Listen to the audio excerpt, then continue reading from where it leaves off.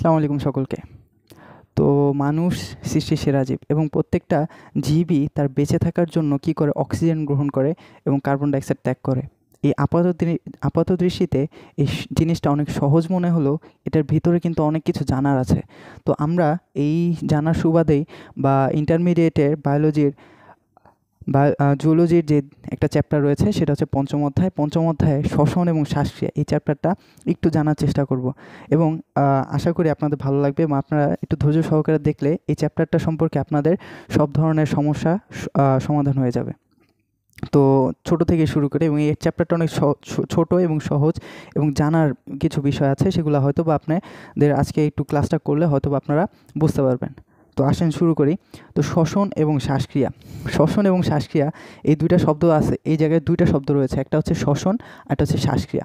এখন শ্বসন জিনিসটা কি এবং শ্বাসক্রিয়া জিনিসটা কি? শ্বাসক্রিয়া সেটা কীভাবে হয়, শ্বাসের যে ক্রিয়া সেটা কীভাবে হয়? এই যে আমরা যে সাধারণভাবে যদি চিন্তা করি যে আমরা যে অক্সিজেন গ্রহণ করি, এই যে গ্রহণ করলাম এবং কার্বন ডাইঅক্সাইড ত্যাগ করি, এটা তো আমরা জানি। এবং এই যে ক্রিয়াটা এটা কিভাবে হয় সেটা জানবো হচ্ছে শ্বাসক্রিয়ার মধ্যে। এবং সেই শ্বসন যে জিনিসটা সেটা হচ্ছে একটু খেয়াল করব যে আমরা ছোটোবেলা থেকে পড়ে আসতেছি শ্বসনের সংজ্ঞা, যে জৈব রাসায়নিক প্রক্রিয়া একটু খেয়াল করব যে জৈব রাসায়নিক প্রক্রিয়ায় জীবকোষ আমরা পরিবেশ থেকে কী করে অক্সিজেন গ্রহণ করি এবং সেই অক্সিজেন জীবকোষস্থ খাদ্যবস্তু জারিত করে যে খাদ্যবস্তুর ভিতরে যে ছোটো মানে স্মৃতিশক্তিগুলো জমানো থাকে, সেই স্মৃতিশক্তিগুলোকে গতিশক্তি এবং তাপশক্তিতে রূপান্তরিত করে, সেই যে প্রক্রিয়া সেটাকে বলে হচ্ছে শ্বসন। এখন শ্বসন সম্পর্কে জানলাম, তাহলে শ্বসনটা হয় কীভাবে এইসব নিয়ে আমাদের জানার চেষ্টা করি। চলেন এখন শ্বসন সম্পর্কে জানার পর আমরা জানবো হচ্ছে মানব শ্বসনতন্ত্র। আমরা মূলত মানব সৃষ্টির সেরা জীব, আল্লাহ তাআলা আমাদেরকে সেভাবে সৃষ্টি করেছেন এবং এই জিনিসটা জানার জন্য আমরা কী করব, মানুষ সম্পর্কে জানবো। তো অন্য কিছু সম্পর্কে আছে না জানি, মানুষ সম্পর্কে জানবো, মানব শ্বসনতন্ত্র।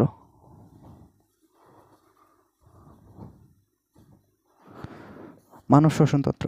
আচ্ছা, এই মানব শ্বসনতন্ত্র, এই তন্ত্র জিনিসটা কি আমরা কেউ জানি? তন্ত্র, আচ্ছা তন্ত্র জিনিসটা হচ্ছে একটু খেয়াল করবেন। আমরা জানি যে আমাদের দেহের গঠনগত কার্যগত একক হচ্ছে কোষ, এবং কোষ হচ্ছে আমাদের দেহের সব ধরনের সব ধরনের ক্রিয়া ঘটে গঠনগত এবং কার্যগত একক। এখন এই কতগুলো কোষ যদি একত্রে একটা নির্দিষ্ট কাজ করে তখন সেটাকে আমরা বলি টিস্যু বা কলা। তো আশা করি বুঝতেছেন। তো টিস্যু বা কলা, এবং কতগুলো কলা বা টিস্যু একত্রে যদি একটা নির্দিষ্ট কাজ করে আমাদের দেহে সেটাকে বলি হচ্ছে, তখন সেটা হয়ে যায় অঙ্গ, এবং কতগুলো অঙ্গ যদি একত্রে কাজ করে তখন সেটাকে বলি হচ্ছে আমাদের তন্ত্র। তো এই হচ্ছে আমাদের মানব শ্বসনতন্ত্র। এখন জানো মানব শ্বসনতন্ত্র, এই একটু খেয়াল করব যে মানুষের যে শ্বসন অঙ্গ সেটা হচ্ছে একজোড়া ফুসফুস। এটা আমরা সবাই জানি, মানে এটা নর্মাল, ছোটোবেলা থেকে হয়তো বেসিকভাবে আমরা জানি যে মানুষের একজোড়া ফুসফুস থাকে, তা কী করে শ্বসন ক্রিয়াটা সম্পন্ন করে এবং সে হচ্ছে মূলত যে শ্বসন অঙ্গ হিসেবে কাজ করে। এখন শ্বসন পথ একটা বিষয় আছে, সেই শ্বসন পথ, যে শ্বাসক্রিয়াটা যেদিক দিয়ে হবে সেটাই হচ্ছে শ্বসন পথ। বলতে অক্সিজেন যেদিক দিয়ে যাবে, কার্বন ডাইঅক্সাইড যেদিক দিয়ে বের হবে, তা আমাদের আসা যাওয়ার পথ থাকে বিভিন্ন ডেস্টিনেশনে যাওয়ার, সেরকমই আমাদের কি শ্বসন পথ রয়েছে। তো যখন আমাদের শ্বাসক্রিয়া বা শ্বসনের যে পথটা শুরু হয় তখন হচ্ছে নাকের সম্মুখ নাসারন্ধ্র দিয়ে। দেখুন আপনারা যদি চিন্তা করেন যে এই দেখেন আমরা শ্বাস গ্রহণ করি, এই যে নাকের যে সম্মুখ অংশ দিয়ে, এই যে নাকের যে ছিদ্র, নাসারন্ধ্র যেটাকে বলি, এটা দিয়ে শুরু হয় যে শ্বসন পথ, এভাবেই কি হচ্ছে এবং শেষও হয় এই নাসারন্ধ্র দিয়ে, এভাবে ভিতর দিয়ে যায় এবং দেহের ভিতরে ফুসফুসে যায়, বিভিন্ন দেহে। এটা আমরা আগামীতে জানবো এবং সামনে জানবো। দেখেন মানব শ্বসনতন্ত্র, এই শ্বসনতন্ত্রের তিনটা ভাগ রয়েছে, বা একটু খেয়াল করবেন, তিনটা ভাগে ভাগ করতে পারি আলোচনার সুবিধার্থে। দেখেন বায়ু গ্রহণ ও ত্যাগ অঞ্চল।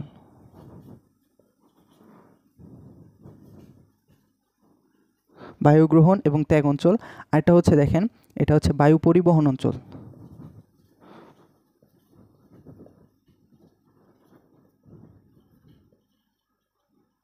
আর এটা হচ্ছে শ্বসন অঞ্চল।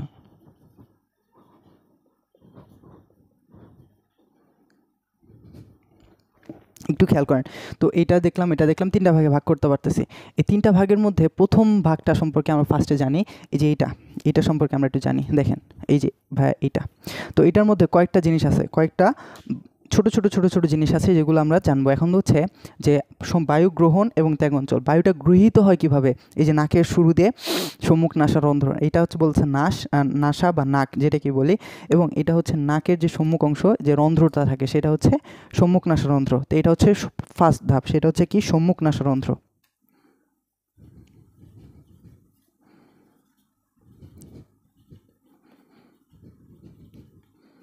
সম্মুখ নাসারন্ধ্র, এই সম্মুখ নাসারন্ধ্র দিয়ে কী হয়, আমাদের বায়ুটা প্রবেশ করে। পরবর্তীতে যে ধাপটা আছে সেটা হচ্ছে কি নাসাগহ্বর, ভেস্টিবিউল। পরবর্তী ধাপ হচ্ছে কি ভেস্টিবিউল, একটু খেয়াল করবো ভেস্টিবিউল।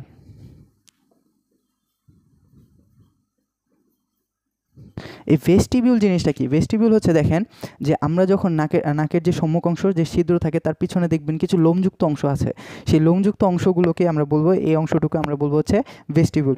এখন ভেস্টিবিউলে কী হয় একটু খেয়াল করবেন যে আমরা যখন শ্বাস গ্রহণ করি তখন অনেক ছোট ছোট ধুলাবালি থাকে, বিভিন্ন জীবাণু থাকতে পারে, এই লোমগুলো কী করে জালের মতো এই ধুলাবালিগুলোকে আটকে দেয়, যার ফলে আমরা বিভিন্ন ধুলাবালি থেকে বেঁচে যাই এবং আমরা শ্বাসটা ঠিকমতো গ্রহণ করতে পারি। পরবর্তী ধাপ হচ্ছে আমাদের নাসাগহ্বর একটু খেয়াল করব।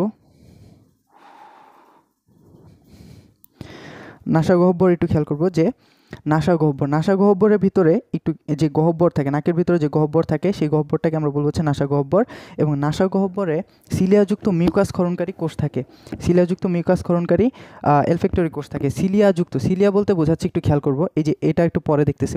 এখন দেখেন যে বিভিন্ন গহ্বরে আমাদের দেহের ভিতরে ছোট ছোট ছোট ছোট কিছু লোম থাকে, এই যে এগুলোকে বলা হয় ছোট ছোট লোম, এগুলো কি হয় এগুলোকে বলা হয় সিলিয়া, যে ছোট ছোট লোম থাকে এগুলো কি করে বিভিন্ন জিনিসগুলোকে, জীবাণুগুলোকে আটকে দেয় বা বিভিন্ন ময়লাগুলোকে আটকে দেয়, এগুলোই হচ্ছে এই সিলিয়ার কাজ। এবং মিউকাস বলতে কি আঠালো পদার্থ, এগুলো বিভিন্ন আঠালো টাইপের থাকতে পারে, যার ফলে কি হয় এই জীবাণু আটকে দেয়, ধুলাবালি আটকে দেয়, বিভিন্ন ক্ষতিকারক বস্তু আমাদের দেহের ভিতরে খুব প্রতিবন্ধক হিসেবে কাজ করে সিলিয়াযুক্ত মিউকাস। এখন এলফেক্টরি কোষ, এটার ভিতরে কি থাকে একটু খেয়াল করবো, যে এলফেক্টরি কোষ, নাসাগহ্বরে কি থাকে, সিলিয়াযুক্ত মিউকাস ক্ষরণকারী এলফেক্টরি কোষ যুক্ত মিউকাস ক্ষরণকারী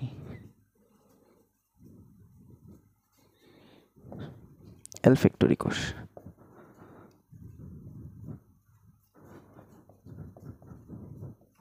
এলফেক্টরি কোষ বলতে বোঝায় এই জায়গায় একটা বিশেষ কোষ থাকে, সেটা হচ্ছে এলফেক্টরি কোষ হচ্ছে আমরা কোনো কিছু সুঘ্রাণ কিংবা দুর্গন্ধ এটা কীভাবে পাই, নাকের মাধ্যমে, এবং নাকের ভিতরে এই কি বিশেষ করে কি আছে যার ফলে আমরা এই গন্ধ, দুর্গন্ধ, সুগন্ধ এই জিনিসগুলো পেয়ে থাকি, সেটা হচ্ছে এই যে এলফেক্টরি কোষগুলো কী করে, কোনো কিছু খাবার কি সুবাস আসতেছে বা কোনো ফুলের গন্ধ পাচ্ছি কিনা কিংবা দুর্গন্ধ পাচ্ছি কিনা এটা শনাক্ত করতে পারে, এবং এইখান থেকে আমরা কি করি এই জিনিসগুলো গ্রহণ করতে পারি। তো এখান থেকে আমরা বুঝলাম যে সিলিয়াযুক্ত মিউকাস ক্ষরণকারী এলফেক্টরি কোষ এগুলো হ্যানত্যান থাকে। তো পরবর্তী ধাপ হচ্ছে আমাদের পশ্চাৎ নাসারন্ধ্র। ভাইয়া কি পশ্চাৎ নাসারন্ধ্র, এই যে জায়গায় দেখেন পশ্চাৎ নাসারন্ধ্র।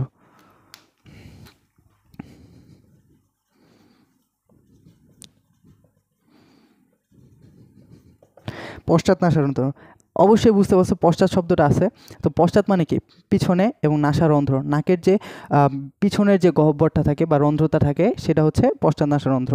এটা কি করে পরবর্তী ধাপ আছে, এটার পরবর্তী ধাপ হচ্ছে নাসাগোলবিল। ভাই কি নাসাগোলবিল,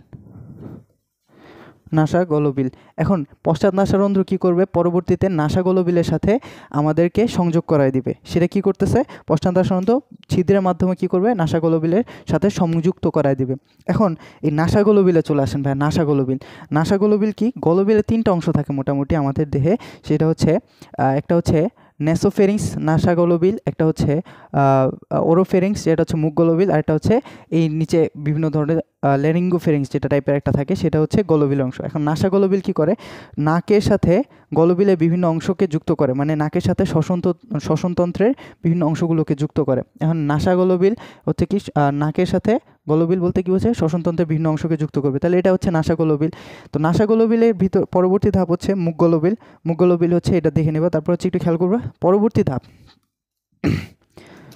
এটা হচ্ছে স্বরযন্ত্র।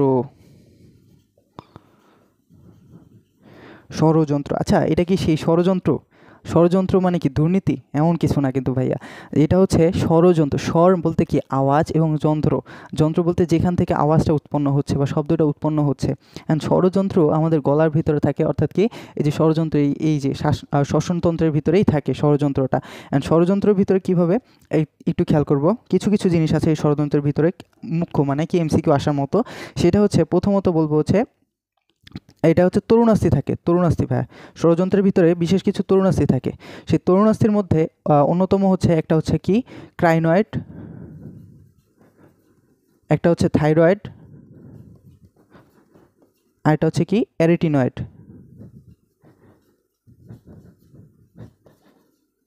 অ্যারিটিনয়েড, ক্রাইনয়েড, থাইরয়েড, আর এটা হচ্ছে অ্যারিটিনয়েড। তো এই অ্যারিটিনয়েড এবং থাইরয়েড, ক্রাইনয়েড, এই তিনটা জিনিস থাকে। এই তিনটা জিনিসের মধ্যে এই যে প্রথম মাঝখানে যেটা লিখছি না ভাইয়া, এই যে থাইরয়েড, এই থাইরয়েডটা কি, থাইরয়েডটা হচ্ছে একটু বড় তরুণাস্থি, একটু বড় থাকে। তো এই বড়গুলোর মধ্যে এই বড় থাকে, এবং এটা কি করে একটু উঁচু হয়ে থাকে গলার ভিতরে, সেটা হচ্ছে উঁচু হয়ে থাকে, এবং এটাকে আমরা কি বলি, অ্যাডামস অ্যাপেল। অ্যাডামস অ্যাপেল বলতে এই যে চোখা অংশটা বোঝায়। তো এই চোখা অংশটাকে বোঝায়, এই যে লম্বা হয়ে থাকে না আমাদের গলার ভিতরে, একটু উঁচু উঁচু হয়ে থাকে, সেটা হচ্ছে ছেলেদের দেখবা বিশেষ করে, সেটা হচ্ছে অ্যাডামস অ্যাপেল। এখন এই অ্যাডামস অ্যাপেল গেল, পরবর্তীতে এই জায়গায় কী থাকে, স্বর উৎপন্ন হওয়ার জন্য কি থাকে, বিভিন্ন ধরনের পেশি থাকে, স্বররজ্জু, যেখানে কি হয়, সংকোচন প্রসারণের মাধ্যমে আমরা কি করি, আওয়াজ উৎপন্ন করতে পারি। এবং এখানে আরও একটা জিনিস থাকে, সেটা হচ্ছে এপিগ্লোটিস। ভাই এপিগ্লোটিস কি একটু খেয়াল করব, এপিগ্লোটিস একটু খেয়াল করবো, এই জায়গাটা হয়তো বা লিখলে বোঝা যাবে, এই যে এই পর্যন্ত। আচ্ছা, এপিগ্লোটিস কি ভাই একটু খেয়াল করবো, এপিগ্লোটিস, এই যে যেটা কিন্তু, এই যে এপিগ্লোটিস হচ্ছে, একটু খেয়াল করবো, আমাদের গলার ভিতর দিয়ে কী হয়, শ্বাসনালী এবং অন্ননালী, এই দুইটা একত্রে যায়।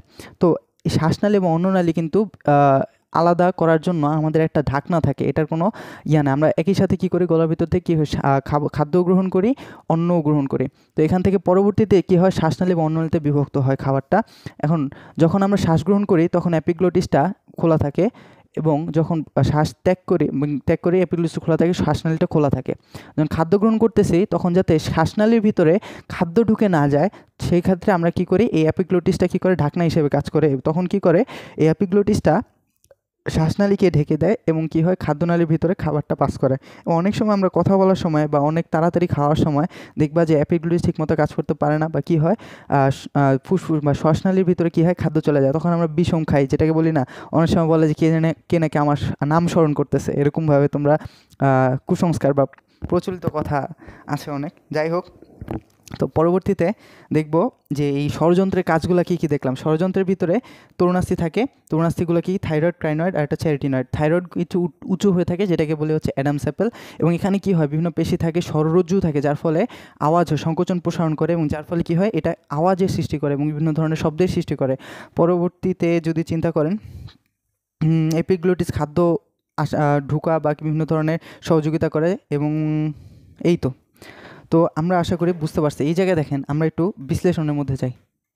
এই যে মানব শ্বসনতন্ত্র, বায়ুগ্রহণ অঞ্চল, ত্যাগ অঞ্চল, আর এটা হচ্ছে বায়ু পরিবহন অঞ্চল, শ্বসন, বায়ুগ্রহণ এবং ত্যাগ অঞ্চল, এই বিষয়টা সম্পর্কে জানবো। দেখেন, গ্রহণের মধ্যে কি আছে, নাসা গহ্বর, দেখেন এই যে সম্মুখ নাসারন্ধ্র, এই যে নাকের ভিতর অংশ, পরবর্তীতে কি নাসা গহ্বর, নাসা গলবিল, এই যে গলবিল, তারপর হচ্ছে গ্লুটিস, অনেক কিছু আছে। এই যে সম্মুখ নাসারন্ধ্র, ভেস্টিবিউল, পরবর্তী নাসা গহ্বর, এই যে নাসিকা গহ্বর, যেটা এটার ভিতরে কী কী থাকে একটু খেয়াল করবো। অ্যালফেক্টরি কোষ, শিলাযুক্ত মিউকাস ক্ষরণকারী কোষ থাকে, এবং অ্যালফেক্টরি কোষ থাকে, এবং এই কোষগুলো কি করে, বিভিন্ন ধরনের জীবাণু আটকে দেয়, এবং কী হয়, শ্বাসগ্রহণ মানে সুঘ্রাণ এবং দুর্গন্ধ নেওয়ার জন্য সহযোগিতা করে। এবং নাসা গহ্বর আরেকটা কাজ করে, যেটা ভাইয়া বলতে ভুলে গেছি, সেটা হচ্ছে যে আমরা যখন শ্বাস গ্রহণ করি অনেক সময় গরম বাতাসও গ্রহণ করি, এবং যেটা কী করতে পারে, এটা যখন আমরা গ্রহণ করি নাসা গহ্বরের ভিতর দিয়ে যায়, সেটা কী হয়, সিক্ত করে মানে একটু দেহের জন্য উপযোগী করে ফেলে সেই বাতাসটাকে। এই তো এখন অন্ত বা পশ্চাৎনাসারন্ধ্র, এটা গেল নাসা গলবিল, এই যে গলবিল সম্পর্কে, এবং কী হচ্ছে, এই যে ষড়যন্ত্র একটু খেয়াল করবো। দেখেন, নেসাল ক্যাভিটি, এই যে গলবিল, নেসোফেরিংস, ওরোফেরিংস, মানে কি মুখ গলবিল, ল্যারিঙ্গিওফেরিংস। পরবর্তীতে দেখেন এটা বাদ এই যে অ্যাডামস অ্যাপেল, যেটাকে আমরা একটু আগে বললাম। এই তো ছিল আমাদের বায়ু গ্রহণ ও ত্যাগ অঞ্চল, সম্মুখ নাসারন্ধ্র, ভেস্টিবিউল, নাসা গহ্বর, এই তো তারপর হচ্ছে পশ্চাৎনাসারন্ধ্র, নাসা গলবিল, ষড়যন্ত্র। আশা করি বুঝতে পারছি। পরবর্তীতে আমরা দেখব হচ্ছে বায়ু পরিবহন অঞ্চল।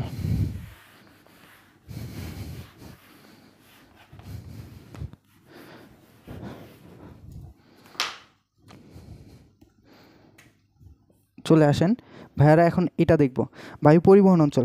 আচ্ছা, এই বায়ু পরিবহন অঞ্চলের মধ্যে কিন্তু দুইটা জিনিস আছে, একটা হচ্ছে ট্রাকিয়া আর একটা হচ্ছে ব্রোঙ্কাস। আচ্ছা, এই ট্রাকিয়া সম্পর্কে আগে জানি।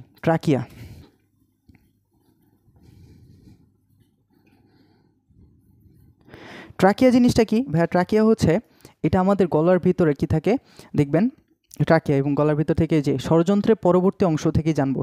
বায়ু গ্রহণ ও ত্যাগ অঞ্চল শেষ হচ্ছে ষড়যন্ত্র থেকে এবং বায়ু পরিবহন অঞ্চল শুরু হবে ষড়যন্ত্রের পর থেকে। তো বায়ু পরিবহন অঞ্চল কি হবে যে ষড়যন্ত্রের পরে থেকে যে দেখবেন যে অর্ধবলয় আকৃতির সি টাইপের, দেখেন এই যে অর্ধবলয় আকৃতির সি টাইপের তরুণাস্থিময় 15 থেকে 20টা, কয়টা? 15 থেকে 20টা, এই যে তরুণাস্থিময় এরকম টাইপের তরুণাস্থিময়, এটাকে বলা হয় তরুণাস্থিময়। এটা কি হচ্ছে তরুণাস্থিময়? কয়টা? 15 থেকে 20টা, 15 থেকে 20টা অর্ধবলয় আকৃতি সি আকৃতি কি থাকে, একটা পাইপের মতো থাকে, সেটাকে আমরা বলি হচ্ছে ট্রাকিয়া। তন্তুময় অর্ধবলয় তন্তুময় টিস্যু এবং ট্রাকিয়া। এই ট্রাকিয়ার ভিতরেও কি থাকে, এই যে ট্রাকিয়াটার ভিতরেও দেখবেন এরকম পাইপের ভিতরে কি থাকে, ফাঁকা থাকে, যেটার মাধ্যমে কি শ্বাস আসা যাওয়া করতে পারে, শ্বাস অক্সিজেন এবং কার্বন ডাইঅক্সাইড ত্যাগ হইতে পারে। এখন এটার ভিতরেও ছোটো এরকম লোমাকৃতির জিনিস থাকে, যেটা কি বলা হয় সিলিয়া যুক্ত মিউকাস টাইপের এরকম, যা কি করে মানে প্রতিবন্ধক হিসেবে কাজ করে, যা ধুলাবালি আটকায় দেয়, বিভিন্ন ধরনের ক্ষতিকারক জীবাণু আটকায় দেয়, এটাই হচ্ছে এটার কাজ। এখন এই যে তরুণাস্থিময় না, এটা তরুণাস্থিময় হাড় দিয়ে নির্মিত, সেটা হচ্ছে চুপসে যাওয়া থেকে নিয়ন্ত্রিত করে।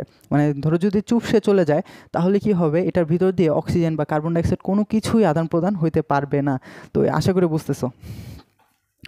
তো এই তো, এখন এই জিনিসটা গেল ট্রাকিয়ার পরবর্তী যে অংশটা সেটা হচ্ছে দেখবেন, এটা হচ্ছে ট্রাকিয়া। দেখো পরবর্তী একটা হচ্ছে ব্রোঙ্কাস।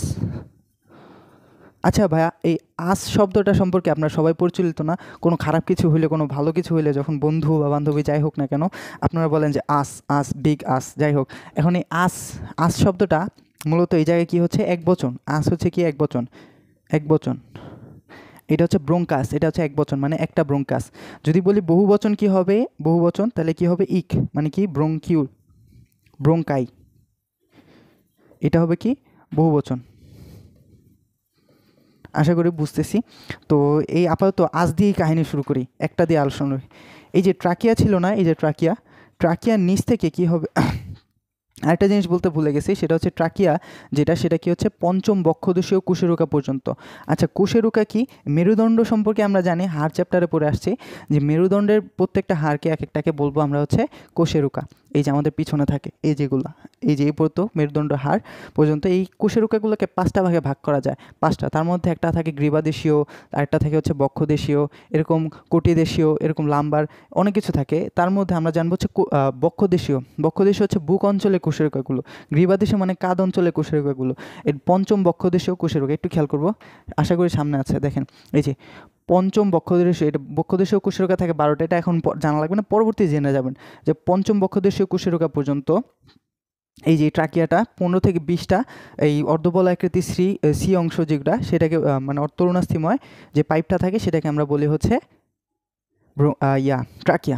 এখন ট্রাকিয়ার পরবর্তী যে অঞ্চলটা সেটাকে আমরা বলি হচ্ছে ব্রোঙ্কাস। দেখেন এই যেটা ছিল ধরেন ট্রাকিয়া, এখন এই ট্রাকিয়ার পরবর্তীতে একটা এরকমভাবে বের হবে, 2টা ভাগে বের হবে, এটাকে একটা বলবো হচ্ছে ব্রোঙ্কাস, এটাকে আরেকটা ব্রোঙ্কাস। তাহলে কি হচ্ছে 2টা অংশে ভাগ হয়, এটা হচ্ছে কি একটা ব্রোঙ্কাস, আর এটা হচ্ছে এই পাশে একটা ব্রোঙ্কাস, এই পাশে একটা ব্রোঙ্কাস, ঠিক আছে?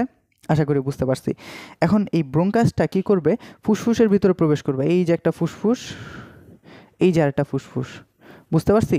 এই যে একটা ফুসফুস। এখন একটু খেয়াল করেন যে ডান ফুসফুসটা, আমাদের যে ডান ফুসফুসটা আকারে সবসময় কী থাকে, বড় থাকে, এবং বাম ফুসফুসটা আকারে কী থাকে, ছোট থাকে। এবং এইটারও একটা কারণ আছে, সেটা হচ্ছে দেখেন আমাদের ফুসফুসের এই যে এই জায়গাটায়, এই যে ধরেন এটা ডান ফুসফুস, এটা হচ্ছে বাম ফুসফুস। সবসময় নিজের দিক থেকে চিন্তা করবেন, বইটাকে নিজের দিকে নেবেন, তারপর বুঝতে পারবেন। দেখেন এটা হচ্ছে ডান ফুসফুস, এটা হচ্ছে বাম ফুসফুস, অ্যান্ড বাম পাশে কী থাকে, হৃৎপিণ্ড থাকে ভাইয়া। হৃৎপিণ্ডটা কী করে, ফুসফুসের কোলে থাকে হৃৎপিণ্ড, এরকম মানে জানার জন্য। দেখেন ফুসফুসের কোলে থাকে হৃৎপিণ্ড, বাম ফুসফুসের কোলে। তো এটা কী হবে, হৃৎপিণ্ডটা কী করবে, বাম ফুসফুসের জায়গাটা খেয়ে নেবে। দেখেন এই জায়গায় থাকবে হচ্ছে আমাদের হৃৎপিণ্ড, এই যে এই জায়গাটা থাকবে হৃৎপিণ্ড। তো হৃৎপিণ্ড যেহেতু এই জায়গায়, তার মানে কি বাম ফুসফুসটা একটু ছোট থাকবে, ছোট, এবং ডান ফুসফুসটা কী হবে, একটু বড় হবে। তো যেহেতু ডান ফুসফুসটা বড়, কোনো কিছু বড় হইলে এই যে ধরেন এখান থেকে এই জিনিসটা পুরাটা বড়, তো বড় জিনিসের কাছে চাইতে হলে ডিস্টেন্সটা কম হবে, ছোট ডিস্টেন্স অতিক্রম করতে হবে। তো ছোট ডিস্টেন্স অতিক্রম করতে হলে এটা কি হবে, ডান ব্রঙ্কাসটা কি হবে, ছোট হবে, ডান ব্রঙ্কাসটা ছোট। তো পথটা কি হবে, ধরো এটা বড়, তো এত বড় আছে, তো এখান থেকে এখানে আসতে কি ছোট জায়গা, এখান থেকে এখানে আসতে কি হবে, ছোট জায়গা লাগবে। এবং এখান থেকে এখানে যেহেতু এটা বড়, সরি এটা ছোট, তো ছোট ডিস্টেন্স মানে কি এটা আরও বেশি ডিস্টেন্স অতিক্রম করতে হবে। নর্মাল বেসিক লজিক খাটাও। তারপর একটু খেয়াল করব যে ডান ব্রঙ্কাসটা একটু ছোট থাকবে, বাম ব্রঙ্কাসটা একটু বড় থাকবে। এখন যদি চিন্তা করেন ডান ফুসফুস এবং বাম ফুসফুস, ডান ফুসফুসটা কি হয়, তিনটা ভাগে ভাগ করা যায়, তিনটা ভাগে ভাগ করা যায়। দেখেন এই যে একটা দুইটা তিনটা, এবং বাম ফুসফুস কী হবে, দুইটা ভাগে ভাগ করব। একটু খেয়াল করব, এই যে দুইটা ভাগে ভাগ করলাম। দেখেন এই যে প্রত্যেকটা ফুসফুস কী হয়, লোবে বিভক্ত হয়, লোভ না, গ্রিডিনেস না, যাই হোক। তো এই ফুসফুসটা যেহেতু বড়, ডান ফুসফুসটা ভাই কি একটু বড় থাকে, বাম ফুসফুসটা একটু ছোট থাকে। তো বড় যে ফুসফুসটা অবশ্যই সেটাতে কী হবে, বিভক্ত বেশি হবে, কারণ এটার জায়গা বড়, আয়তন বড়, যাই হোক। তো আর ছোট যেটা সেটা কী হবে, ভাগ কম হবে। তো এই যে ডান ফুসফুসটা তিনটা লোবে বিভক্ত, এই ভাগগুলোকে প্রথম যে ভাগটা বিভক্ত হয় সেটাকে বলি লোব, প্রথম যে বিভক্ত হয় সেটাকে বলি লোব। তাহলে কী হচ্ছে, একটা দুইটা তিনটা লোবে বিভক্ত হচ্ছে, একটা দুইটা লোবে বিভক্ত হচ্ছে, এই তো। এবং ফুসফুসের অভ্যন্তরের প্রতিটি ব্রঙ্কাস, এই যে ব্রঙ্কাসগুলো বারবার বিভক্ত হয়ে, এই যে একটা ব্রঙ্কাস, এই যে একটা ব্রঙ্কাস, এই ব্রঙ্কাসগুলো বারবার বিভক্ত হয় ছোট ছোট শাখা প্রশাখার মতো। ধরো এই যে জায়গায় ছিল কি ট্রাকিয়ার পরে এই যে ব্রঙ্কাসের পরে কি আবার শাখা প্রশাখা বের হবে ফুসফুসের ভিতরে, এই যে ফুসফুসের ভিতরে এই যে এইভাবে আবার এখান থেকে শাখা প্রশাখা বের হবে। একটা টাইমে কি হবে, সেটা ব্রঙ্কিউলেও বিভক্ত হবে, সেটা আমরা সামনে জানবো, এখন আপাতত না জানলেও চলবে। তো দেখেন এটা ছিল আমাদের যে বায়ু পরিবহন অঞ্চল। বায়ু পরিবহন অঞ্চলের মধ্যে দুইটা জিনিস আছে, একটা হচ্ছে ট্রাকিয়া আর একটা হচ্ছে ব্রঙ্কাস। ট্রাকিয়া যেটা, সেটা হচ্ছে এই যে ষড়যন্ত্রের পর থেকে পঞ্চম বক্ষদেশীয় কুশিরকা পর্যন্ত 15 থেকে 20টা অর্ধবল আকৃতির তরুণাস্থিময় সি আকৃতির যে পাইপ বা গহ্বর থাকে বা অংশ থাকে, যেটা অক্সিজেন পরিবহন করে, কার্বন ডাইঅক্সাইড ত্যাগ করে, সেটা হচ্ছে আমাদের এই ট্রাকিয়ার ভিতরে কি হয়, এই যে ট্রাকিয়া, এই যে এটাকে বলা হয় ট্রাকিয়া, যে এপিগ্লোটিসের পর ল্যারিংস, ল্যারিংসের পর ট্রাকিয়া, বুঝতেছি আশা করি। তো পরবর্তীতে দেখবেন এই যে এগুলো থাকে হচ্ছে সিলিয়া, মানে পাইপের ভিতরে কি থাকে, সিলিয়ার যুক্ত মিউকাস থাকে, যার ফলে বিভিন্ন ধরনের জীবাণু থেকে আমরা রক্ষা পেয়ে যাই। তারপর হচ্ছে ব্রঙ্কিউল, এগুলো হচ্ছে পরে দেখতেছি। তো আশা করি এতটুকু বুঝছি। তারপর হচ্ছে আমরা কি দেখলাম, ব্রঙ্কাস, মানে কি একবচন, এবং ব্রঙ্কাই যেটাকে বলি সেটা হচ্ছে বহুবচন। তো ব্রঙ্কাস হচ্ছে কি, ট্রাকিয়া থেকে দুইটা ভাগ হচ্ছে, সেটাকে একটাকে বলে হচ্ছে ডান ব্রঙ্কাস, একটা হচ্ছে বাম ব্রঙ্কাস। এই যে আমাদের ডান ব্রঙ্কাস, একটা হচ্ছে বাম ব্রঙ্কাস। অ্যান্ড ব্রঙ্কাস থেকে কী হবে, ডান ব্রঙ্কাসটা কী হয়, ডান ফুসফুসে যুক্ত হয়, বাম ব্রঙ্কাসটা কী হয়, বাম ফুসফুসে যুক্ত হয়। ডান ব্রঙ্কাসটা কি হচ্ছে, একটু কম দূরত্ব অতিক্রম করতেছে, কারণ ডান ফুসফুসটা বড়োর কাছে যাইতে হলে কম ডিস্টেন্স লাগবে। এবং কি হচ্ছে একটু খেয়াল করবো, বাম ফুসফুসটা একটু ছোট, যার ফলে বেশি ডিস্টেন্স যাইতে হবে। এতটুকু আশা করি বুঝতেছি। তো পরবর্তীতে খেয়াল করবেন। তো এই ছিল আমাদের বায়ু পরিবহন অঞ্চল। এখন আমরা যে পার্টে যাব সেটা হচ্ছে শ্বসন অঞ্চল, যে জায়গায় মূলত শ্বসনটা ঘটে, মানে একদম আস্তে আস্তে আমরা ভিতরের দিকে চলে যাচ্ছি। তো চলেন।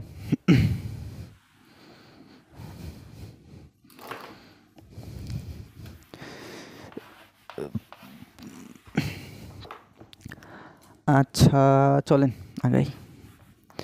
এই যে শ্বসন অঞ্চল, ভাইয়া শ্বসন অঞ্চল। আচ্ছা একটু আগে আমরা বলে আসছি শ্বসন মূলত হয় কোথায়, সেটা হচ্ছে ফুসফুসে।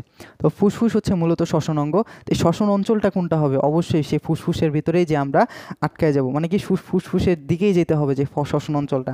এই শ্বসন অঞ্চল আমাকে বলে ফুসফুস সম্পর্কে জানো। শ্বসন অঞ্চলে কী হবে, আগে ফুসফুস সম্পর্কে জানতে হবে। এই ফুসফুস সম্পর্কে জানার জন্য আমাকে কী দেখতে হবে, দেখো ফুসফুসটাই যে এরকম থাকে, এরকম, এটা হচ্ছে ডান ফুসফুস, এটা হচ্ছে বাম ফুসফুস, ডান ফুসফুস বাম ফুসফুস। তো এই ফুসফুসটা কী থাকে, গোলাপি রঙের স্পঞ্জের মতো, এই তো গোলাপি রঙের স্পঞ্জের মতো নরম অঙ্গ। এবং এই ডান ফুসফুসটা কী হয়, আকারে বড় হয়, বাম ফুসফুসটা আকারে ছোট হয়। তো ডান ফুসফুসটা আকারে যেহেতু বড় এবং বাম ফুসফুসটা আকারে যেহেতু ছোট, এই ছোটোটার ওজন কী হবে, একটু কম হবে, সেটাকে আমরা বলি হচ্ছে 525 গ্রাম। এবং এই বড় যেটাকে বলি সেটা হচ্ছে আমাদের 625 গ্রাম। আশা করি মনে থাকবে, এটা তেমন একটা ভুলার কিছু না। এখন এই ফুসফুসটা একটা আবরণের মাধ্যমে, প্রত্যেকটা অঙ্গেরই ভিতরে আমাদের কি থাকে, আবরণ থাকে, যেমন মস্তিষ্কের মেনিনজেস, তারপর হচ্ছে কি হৃৎপিণ্ডের পেরিকার্ডিয়াম। তারপর হচ্ছে ফুসফুসের হচ্ছে আমাদের প্লিউরাল পর্দা, দ্বিস্তরী প্লিউরাল পর্দা দিয়ে আবৃত থাকে। কি থাকে? প্লিউরাল পর্দা। হ্যাঁ, কি পর্দা? প্লিউরাল পর্দা। এটা আশা করি আপনারা জানেন বা এখন জেনে নিলেন। তো প্লিউরাল পর্দা এটা কি হচ্ছে? দ্বিস্তরী, মানে দুইটা স্তর থাকে, দুইটা স্তর। একটা হচ্ছে ভিসেরাল প্লিউরা, আর এটা হচ্ছে প্যারাইটাল প্লিউরা।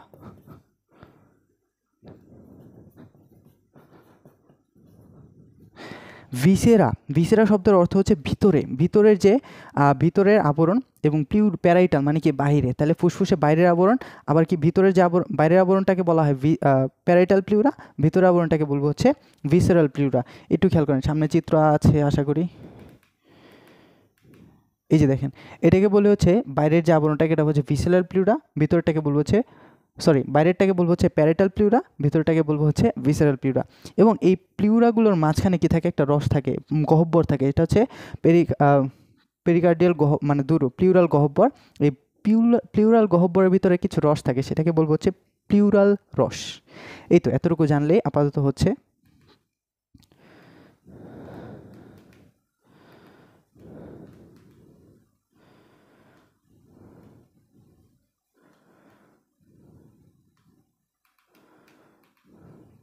তো দেখেন, এতটুকু জানলে আপাতত হচ্ছে। তো আপনারা খেয়াল করবেন, এই যে এই প্লিউরা যখন দেখব যে এটার ভিতরে কি গ্রহণ করতেছে, এই যে একটা ব্রঙ্কাস আর একটা ব্রঙ্কাস, এই দুইটা ব্রঙ্কাসের মধ্যে যখন ঢুকতেছে, এটার ভিতরে কি হয়? একটা মূল গঠন করে। এই জায়গায় কি বলা হয়? এটাকে বলি পালমোনারি মূল। এই পালমোনারি মূলটা একটু কয়টা জিনিস নিয়ে গঠিত। একটা হচ্ছে পালমোনারি ধমনী, একটু খেয়াল করবো কয়েকটা জিনিস নিয়ে গঠিত। একটা হচ্ছে ধমনী, শিরা, ব্রঙ্কাস ইত্যাদি, এগুলো দিয়ে গঠিত। তাহলে কি হচ্ছে? ধমনী, শিরা এবং লসিকানালী, এই কয়েকটা জিনিস নিয়ে গঠিত। এখন যখন এগুলো নিয়ে গঠিত হয়, তখন এই জায়গায় কি হয়? যখন একত্রে অনেকগুলো তার যাবে, তার মানে কি? ওই লসিকানালী, তারপর হচ্ছে ধমনী, শিরা, এগুলো কি যাবে যখন এই জায়গায় একটা মূলের মতো গঠন করবে, তখন কি হবে? এরকম থাকবে, এরকমভাবে ঝুলে থাকবে না জিনিসটা দুপাশে ধরে। এই যে মূল যে জায়গায়, মানে এই যে গুচ্ছবদ্ধ হয়েছে, এই জায়গাগুলোকে বলা হচ্ছে পালমোনারি মূলের মতো, যার ফলে কি হচ্ছে? ফুসফুসটা ওই ব্রঙ্কাসের সাথে আটকে থাকতেছে। এই তো। হ্যাঁ, আর ব্রঙ্কাস হচ্ছে এই ফুসফুসে হাইলামে উন্মুক্ত হয়, এটাকে বলা হয় পালমোনারি মূল। এবং কি হচ্ছে? হাইলাম। ফুসফুসের যে অংশে ব্রঙ্কাস উন্মুক্ত হয়, সেই অংশটাকে বলবো হচ্ছে হাইলাম। তো দুইটা জিনিস জানি, সে ফুসফুসের যে অংশে ব্রঙ্কাস উন্মুক্ত হয়, সেটাকে বলি হচ্ছে হাইলাম। এবং হাইলামের ভিতরে বিভিন্ন ধরনের লসিকানালী, রক্তনালী যায়, যার ফলে সেটাকে আমরা বলি হচ্ছে পালমোনারি মূল। এটার মাধ্যমে ফুসফুসটা ঝুলে থাকে। এখন একটু খেয়াল করব যে ফুসফুসের ভিতরে বিভিন্ন ভাগ থাকে। ফুসফুসের ভিতরে কি থাকে? বিভিন্ন ভাগ থাকে। একটু খেয়াল করব, একটু আগে দেখে আসলাম যে ডান ফুসফুসটা যেহেতু বড়, এটাতে তিনটা ভাগে ভাগ করা যায়, তিনটা লোব বলা হয়। প্রথম যে ভাগটা থাকে সেটাকে বলবো লোব। এই যে একটা লোব, এই যে একটা লোব, এই যে একটা লোব, দুইটা লোব। এই যে আরেকটা, এই জায়গায় দেখো, এই যে একটা লোব, এই যে একটা লোব। ছোট যেহেতু বাম ফুসফুসটা, সেটাকে বলবো আমরা দুইটা লোবে বিভক্ত। তো পরবর্তী ধাপে একটু খেয়াল করব যে এই লোবগুলোকে আবার বিভিন্ন ভাগে ভাগ করা যায়, সেটাকে বলি হচ্ছে সেগমেন্ট। দ্বিতীয় ভাগে আমরা যখন ভাগ করব, সেটাকে বলবো হচ্ছে সেগমেন্ট। তো এগুলো যখন ছোট ছোট ভাগ করব, এই যে দেখেন বিভিন্ন ধরনের এরকমভাবে এরকমভাবে থাকবে, এরকমভাবে সেগমেন্টে বিভক্ত হবে। ঠিক আছে? ছোট ছোট এই যখন ভাগ যে দ্বিতীয় ভাগে বলতেছে, সেগুলোকে সেগমেন্ট বলতেছে। তো লোবগুলো যখন পরবর্তীতে বিভক্ত হবে, তখন কি হবে? সেগমেন্টে যাবে, সেগমেন্টে বিভক্ত হবে। এরকম ডান ফুসফুসটা বড়, বাম ফুসফুসটা ছোট। যেহেতু ডান ফুসফুসটা বড়, তার মানে কি? ডান ফুসফুসের সেগমেন্ট সংখ্যাও বেশি, বাম ফুসফুসটার সেগমেন্ট সংখ্যা কম। তো ডান ফুসফুসটা যেটা, সেটা কি হবে? 10টা সেগমেন্টে পায়। কয়টা? 10টা। আর বাম ফুসফুসটা কয়টা? 8টা সেগমেন্টে বিভক্ত হবে। 8টা সেগমেন্টে বিভক্ত হবে। আশা করি বুঝতে পারতেছি। এবং এগুলা যেগুলো বলতেছি, জাস্ট শুনে যান, পরবর্তীতে বই দেখলে হয়তো বা আপনাদের এমনিই মনে চলে আসবে। এটা তেমন একটা কঠিন চ্যাপ্টার না, বাট চেষ্টা করতেছি আরও সহজ, যত সহজ করে দেওয়া যায়। এখন একটা বিষয় জানবো, সেটা হচ্ছে এগুলো তো দেখলাম মানুষ শ্বসনতন্ত্র, এখন একটু বিশদভাবে জানার চেষ্টা করব। দেখেন, এই যে ট্রাকিয়ার পরবর্তীতে একটা ব্রঙ্কাস, একটা ব্রঙ্কাস, এটার ভিতরে কি গেছে? একটা ফুসফুস। এটার ভিতরে কি গেছে? আর একটা ফুসফুস। তো এগুলো যখন প্রথম যে তিনটা ভাগে বিভক্ত হয়, সেটাকে বলি, প্রথমত একটু খেয়াল করব, ট্রাকিয়াটা দুইটা ভাগে বিভক্ত হয়, একটা হচ্ছে ব্রোঙ্কাস, এই যে আরেকটা ব্রোঙ্কাস। যখন এটা ব্রোঙ্কাসে বিভক্ত হচ্ছে তখন সেই ভাগটাকে বলতেছি প্রাইমারি ব্রোঙ্কাস। ফুসফুস, ট্রাকিয়া দ্বিবিভাজনে সৃষ্ট যে ব্রোঙ্কাস জানো ফুসফুস তাকে প্রাইমারি ব্রোঙ্কাস। এই যে এগুলোকে বলতেছে প্রাইমারি ব্রোঙ্কাস। এই যে প্রথমে কি হচ্ছে, একটা ব্রোঙ্কাস আর একটা ব্রোঙ্কাস, দুইটা ব্রোঙ্কাসে বিভক্ত হইলো, এটাকে বলতেছি আমরা প্রাইমারি ব্রোঙ্কাস। পরবর্তীতে এই ব্রোঙ্কাসগুলা বিভিন্ন ভিতর থেকে কি হবে, তিনটা ভাগে বিভক্ত হবে, মানে কি হচ্ছে শাখা প্রশাখার মতো এভাবে ভাগে যাবে, ভাগে ভাগে বিভক্ত হবে। তারপর একটু খেয়াল করবো যে এটা কি হচ্ছে, একটা লোব, এটা একটা লোব, এটা একটা লোব, তিনটা লোব। এই যে যখন লোবে বিভক্ত হলো সেটাকে আমরা বলি হচ্ছে সেকেন্ডারি ব্রোঙ্কাস। লোবে বিভক্ত হলো তখন সেটাকে বলতেছি সেকেন্ডারি ব্রোঙ্কাস। তো পরবর্তীতে এই ব্রোঙ্কাসটা যখন কি হলো, লোবে বিভক্ত হলো, লোবের ভিতরে গেল, তখন সেটাকে আমরা বলতেছি সেকেন্ডারি ব্রোঙ্কাস। আবার যখন এটা কি হবে, সেগমেন্টের ভিতরে যাবে, ধরো এই যে এরকম সেগমেন্ট আছে, এই যে ব্রোঙ্কাসটা কি হবে, এই যে ব্রোঙ্কাস ছিল প্রাইমারি ব্রোঙ্কাস, সেকেন্ডারি ব্রোঙ্কাস থেকে কি প্রত্যেকটা সেগমেন্টে চলে যাবে, এইরকম শাখা প্রশাখার মতো কি হবে, সেগমেন্টের ভিতরে এই নালীগুলা বা গহ্বরগুলা এরকমভাবে সুতার মতো কি হবে, কি এগুলো সেগমেন্টে চলে যাবে, তখন সেটাকে বলবো টারশিয়ারি ব্রোঙ্কাস বা সেগমেন্টাল ব্রোঙ্কাস। এই তো এখন পরবর্তীতে যে জিনিসটা, এই যে ব্রোঙ্কাসগুলা, এই টারশিয়ারি ব্রোঙ্কাস মানে এই যে সেগমেন্টে যাওয়ার পরে যে নালীগুলো বের হবে সেটাকে আমরা বলবো হচ্ছে ব্রোঙ্কিউল। তো দেখেন আমি বলে, এই যে ট্রাকিয়া ছিল, এই যে একটা ব্রোঙ্কাস, এই যে আরেকটা ব্রোঙ্কাস, তাহলে দুইটা ব্রোঙ্কাস কি হলো, প্রাইমারি ব্রোঙ্কাসে বিভক্ত হলো। পরবর্তীতে যখন লোব ছিল, লোবার ব্রোঙ্কাস বা সেকেন্ডারি ব্রোঙ্কাসে বিভক্ত হলো। পরবর্তীতে যখন সেগমেন্ট হলো তখন কি হলো, সেগমেন্টাল ব্রোঙ্কাস বা টারশিয়ারি ব্রোঙ্কাসে বিভক্ত হলো। এই ছোট ছোট যত ক্ষুদ্র ভিতরে একদম বেসিকে চলে যাবো আমরা, ফুসফুস একদম ভিতরে চলে যাব যাতে করে আর কোনো কিছু বাদ না যায়। তাহলে ফুসফুসের ভিতরে একদম ধরো এই কর্নারে কি আছে, অ্যালভিউলাস আছে। কি ভাই, অ্যালভিউলাস আছে, কি আছে, অ্যালভিউলাস। ফুসফুসের কার্যকরী একক হচ্ছে অ্যালভিউলাস, ঠিক আছে, মনে থাকবে অ্যালভিউলাস। এখন এই কার্যকরী একক হচ্ছে অ্যালভিউলাসের ভিতরে যেতে হবে, আমার কি করতে হবে, নালীগুলোর মাধ্যমে অ্যালভিউলাসের ভিতরে যেতে হবে। অ্যালভিউলাসের ভিতরে কীভাবে যাব, ওই যে সেগমেন্টাল যে ব্রোঙ্কাসটা ছিল বা টারশিয়ারি ব্রোঙ্কাসটা ছিল, পরবর্তী কী হবে, ব্রোঙ্কিউলে বিভক্ত হবে। এখন আমরা কি দেখবো, ব্রোঙ্কিউল থেকে দেখবো ভাই, কি দেখবো, এই যে ব্রোঙ্কিউল থেকে দেখবো। ব্রোঙ্কিউল কি বলে আমাদের, এই যে ধরো এটা একটা ব্রোঙ্কিউল, এই ব্রোঙ্কিউলটা দুইটা ভাগে বিভক্ত হবে, একটা হচ্ছে প্রান্তীয় ব্রোঙ্কিউল,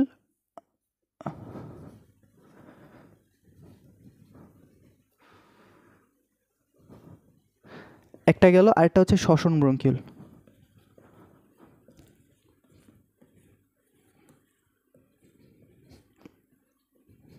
শ্বসন ব্রোঙ্কিউল একটু খেয়াল করব যে ধরো এরকম কি হলো, একটা শাখা প্রশাখা বিভক্ত হলো, হ্যাঁ, এই যে এটা ব্রোঙ্কিউল, এটাকে বলবো কি, ব্রোঙ্কিউল।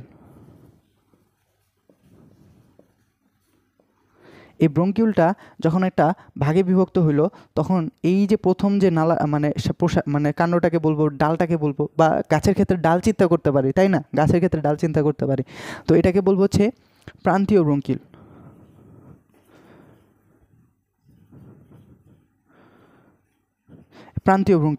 আচ্ছা, পরবর্তীতে দেখবা এই যে ব্রোঙ্কিউলটা একটা ভাগে বিভক্ত হলো, একবার বিভক্ত হয়েছে, তখন সেটাকে আমরা বলতেছি হচ্ছে প্রান্তীয় ব্রোঙ্কিউল।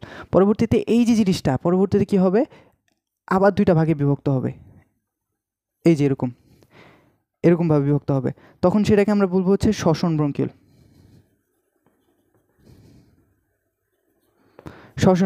এই যেটাকে বলতেছি শ্বসন ব্রোঙ্কিউল। এই তো, অ্যান্ড শ্বসন ব্রোঙ্কিউলে যাইতে যাইতে আমরা কি দেখবো, পরবর্তী যে ধাপটা সেটা হচ্ছে অ্যালভিউলার নালী। অ্যালভিউলাসে যেতে হবে না, অ্যালভিউলাসে যাওয়ার পর কি, অ্যালভিউলাসে যাওয়ার জন্য কি একটা নালী লাগবে, সেটাকে বলবো হচ্ছে অ্যালভিউলার নালী। ধরো একটু খেয়াল করে, এটা হচ্ছে অ্যালভিউলাস, এটার জন্য কি হচ্ছে, এটাকে মানে ধরো এটা হচ্ছে শ্বসন ব্রোঙ্কিউল, এটা কি বলবো, শ্বসন ব্রোঙ্কিউল। পরবর্তীতে অ্যালভিউলাস, ধরো এই জায়গায় অ্যালভিউলাস চলে আসছে, এই অ্যালভিউলাসে যাওয়ার জন্য একটা নালী লাগবে, সেটাকে বলবো হচ্ছে আমরা অ্যালভিউলার নালী।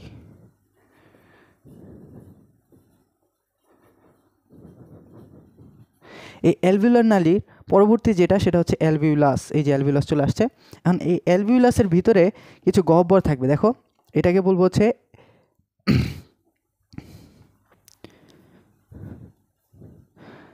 ধরো এটা ধরো ছোট একটা গহ্বর, সেটাকে বলছে অ্যাট্রিয়াম, ছোট একটা গহ্বর। পরবর্তীতে মূলত যেটা অ্যালভিউলাস, এই যে ধরো এটা হচ্ছে অ্যালভিউলাস, এই যে এগুলো হচ্ছে অ্যালভিউলাস, হ্যাঁ, অ্যাট্রিয়াম। এইটা হচ্ছে অ্যালভিউলার, যে অ্যালভিউলার ভিতরে কি থাকবে, কিছু গহ্বর থাকবে, গহ্বর থাকবে, এটাকে বলবো হচ্ছে অ্যালভিউলার থলি, যেখানে কি হবে মূলত ওই যে অক্সিজেন এবং কার্বন ডাইঅক্সাইডটা আদান প্রদান হবে। অ্যালভিউলার থলি, যে জায়গায় কী হবে, এই যে শ্বাস নিলাম, অক্সিজেনটা চলে আসলো আমাদের অ্যালভিউলাসে। এই যে আবার চিন্তা করি, দেখেন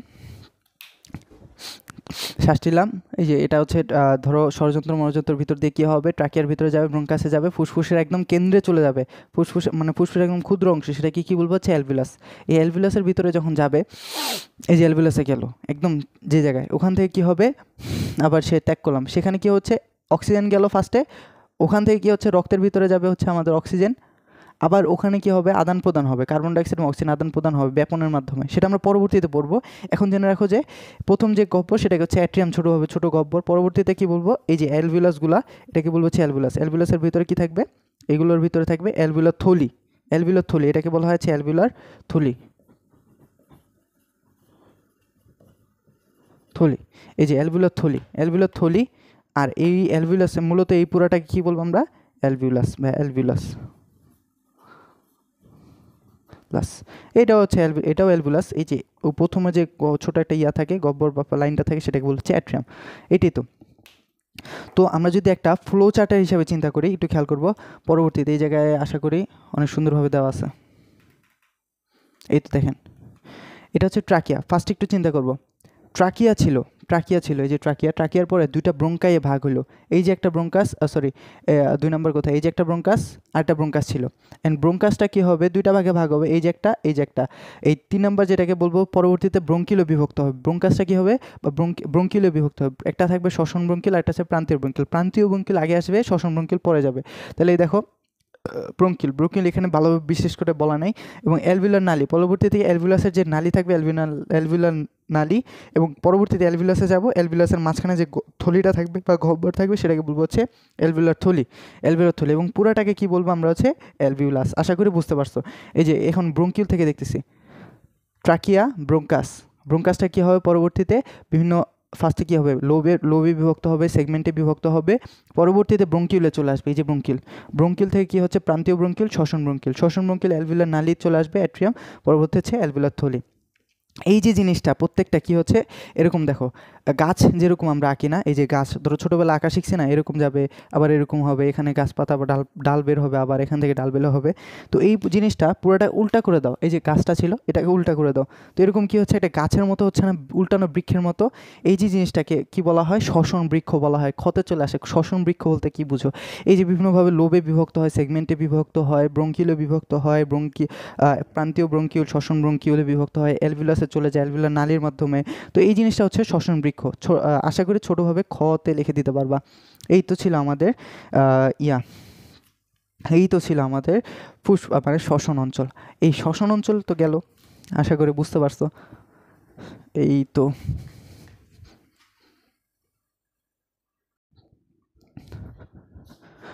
তো ফুসফুস সম্পর্কে জানলাম, এবং ফুসফুস সম্পর্কে জানার জন্য একটু একটু হলেও ধারণা নিয়েছি ফুসফুস বাহিরে বাহিরে বা আপাত দৃষ্টিতে যাই বলি না কেন, ফুসফুস সম্পর্কে জানছি। ফুসফুসের একক কার্যগত একক সম্পর্কে জানবো। আমরা আমাদের দেহের কোষ সম্পর্কে জানি ঠিকই, গঠনগত কার্যগত একক, ঠিক তেমনই আমরা ফুসফুসের গঠনগত কার্যগত একক সম্পর্কে জানবো।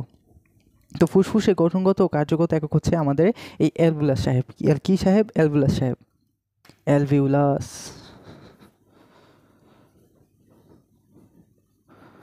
এই অ্যালভিউলাস কি ভাইয়া? ফুসফুসের গঠন ও কার্যগত একক, যাই বললি না কেন। এখন এগুলো হচ্ছে আঙ্গুরের থোকার মতো ক্ষুদ্র, বুদবুদ সদৃশ, ছোট ছোট থাকে। ধরেন এই যে ফুসফুস যে থাকলো না, ফুসফুসের যে ব্যাপারটা, ফুসফুসের ভিতরে এরকম ছোট ছোট ছোট ছোট গোল আঙ্গুরের থোকার মতো এরকম এরকম ঝুলে ঝুলে থাকে, এই যে ব্রঙ্কিল টঙ্কিলের সাথে অ্যালভিউলার নালীর মতো এরকমভাবে, অ্যালভিউলার নালীর সাথে এরকম ছোট ছোট ঝুলে ঝুলে থাকে। এগুলো দানার মতো বা ছোট যাই বলি না কেন, এগুলো হচ্ছে মূল যে ব্যাপারটা সেটা হচ্ছে গ্যাস বিনিময় তল হিসেবে কাজ করে। গ্যাস বিনিময় তল কী ভাই? এগুলো হচ্ছে আমরা একটু পরে জানবো গ্যাস বিনিময় তল কি, একটু জাস্ট শুনে রাখেন। এবং এই ফুসফুসের ভিতরে অ্যালভিউলাসের সংখ্যা বিভিন্নভাবে তারতম্যের উপর নির্ভর করে। ধরেন আমরা যখন ছোট বা শিশু অবস্থায়, এটা মূলত থাকতে পারে হচ্ছে 8 মিলিয়নের কাছাকাছি, সরি 8 মিলিয়ন না কত জানি দেখতে হবে, সরি 20 মিলিয়ন, মানে ছোট অবস্থায় থাকে। 8 বছর বয়সে যখন ছিলাম তখন সেটা ছিল মূলত 300 মিলিয়ন, এবং পরবর্তীতে যখন যদি চিন্তা করি যে যখন আমরা প্রাপ্তবয়স্ক হয়ে যাই, মূলত গড়ে যদি হিসাব করি তখন সেটা থাকে হচ্ছে 480 মিলিয়ন। তো তিনটা জিনিস জানলাম। এটা মূলত গণনা করা যায় না, বাট এক একজনের এক এক রকম থাকতে পারে এলভিলাসের সংখ্যা। এটা শুধু জাস্ট আপাত দৃষ্টিতে বা গড় এভারেজ চিন্তা করতে পারো যে যখন আমরা শিশু অবস্থায় থাকে 20 মিলিয়ন, 8 বছর অবস্থায় থাকে তখন সেটা হচ্ছে 300 মিলিয়ন এবং প্রাপ্তবয়স্ক অবস্থায় 480 মিলিয়ন। তো এই ছিল আমাদের এলভিলাস সম্পর্কে জাস্ট ছোট ছোট ধারণা। এবং এলভিলাসে একটু খেয়াল করব, চিত্রের ভিতরে চলে যাই। এখন একটু খেয়াল করি, এটা হচ্ছে আমাদের এলভিলাস সাহেবের চিত্র। একটু খেয়াল করব এই এলভিলাসের যে ব্যাপারটা, ধরেন আমরা হৃৎপিণ্ডের চিত্র আঁকি, হৃদয় ধরেন এটা হচ্ছে আমাদের হৃৎপিণ্ড। এই হৃৎপিণ্ডের ভিতরে এটাকে বলি একটা অ্যাট্রিয়াম, এটাকে বলি ভেন্ট্রিকল। এটা হচ্ছে অ্যাট্রিয়াম, এটা হচ্ছে ভেন্ট্রিকল, ঠিক আছে। এই অ্যাট্রিয়ামের ভিতর 3টা দাঁত থাকে, এটা 2টা, মানে কি কপাটিকা, এগুলো কপাটিকা। এখন একটু খেয়াল করবো যে উপর থেকে যখন রক্তটা আসে তখন নিম্ন মহাশিরা এবং ঊর্ধ্ব মহাশিরা থেকে কি হবে, কার্বন ডাইঅক্সাইড সমৃদ্ধ রক্ত ডান অ্যাট্রিয়ামে চলে আসে। ডান অ্যাট্রিয়াম থেকে কি হয়, ডান ভেন্ট্রিকলে যায়। এটা আমরা রক্ত চ্যাপ্টারে পড়ছি, ডান ভেন্ট্রিকলে যায়। এখন হৃৎপিণ্ড যে ডান ভেন্ট্রিকল থেকে কি হয়, পালমোনারি ধমনী দিয়ে, ধমনী কি ভাই, ধমনী অক্সিজেন সমৃদ্ধ রক্ত পরিবহন করে। শিরা হচ্ছে আমাদের কার্বন ডাইঅক্সাইড সমৃদ্ধ রক্ত পরিবহন করে। কিন্তু ব্যতিক্রম রয়েছে, সেটা হচ্ছে পালমোনারি শব্দটা যদি অ্যাড হয়ে যায়।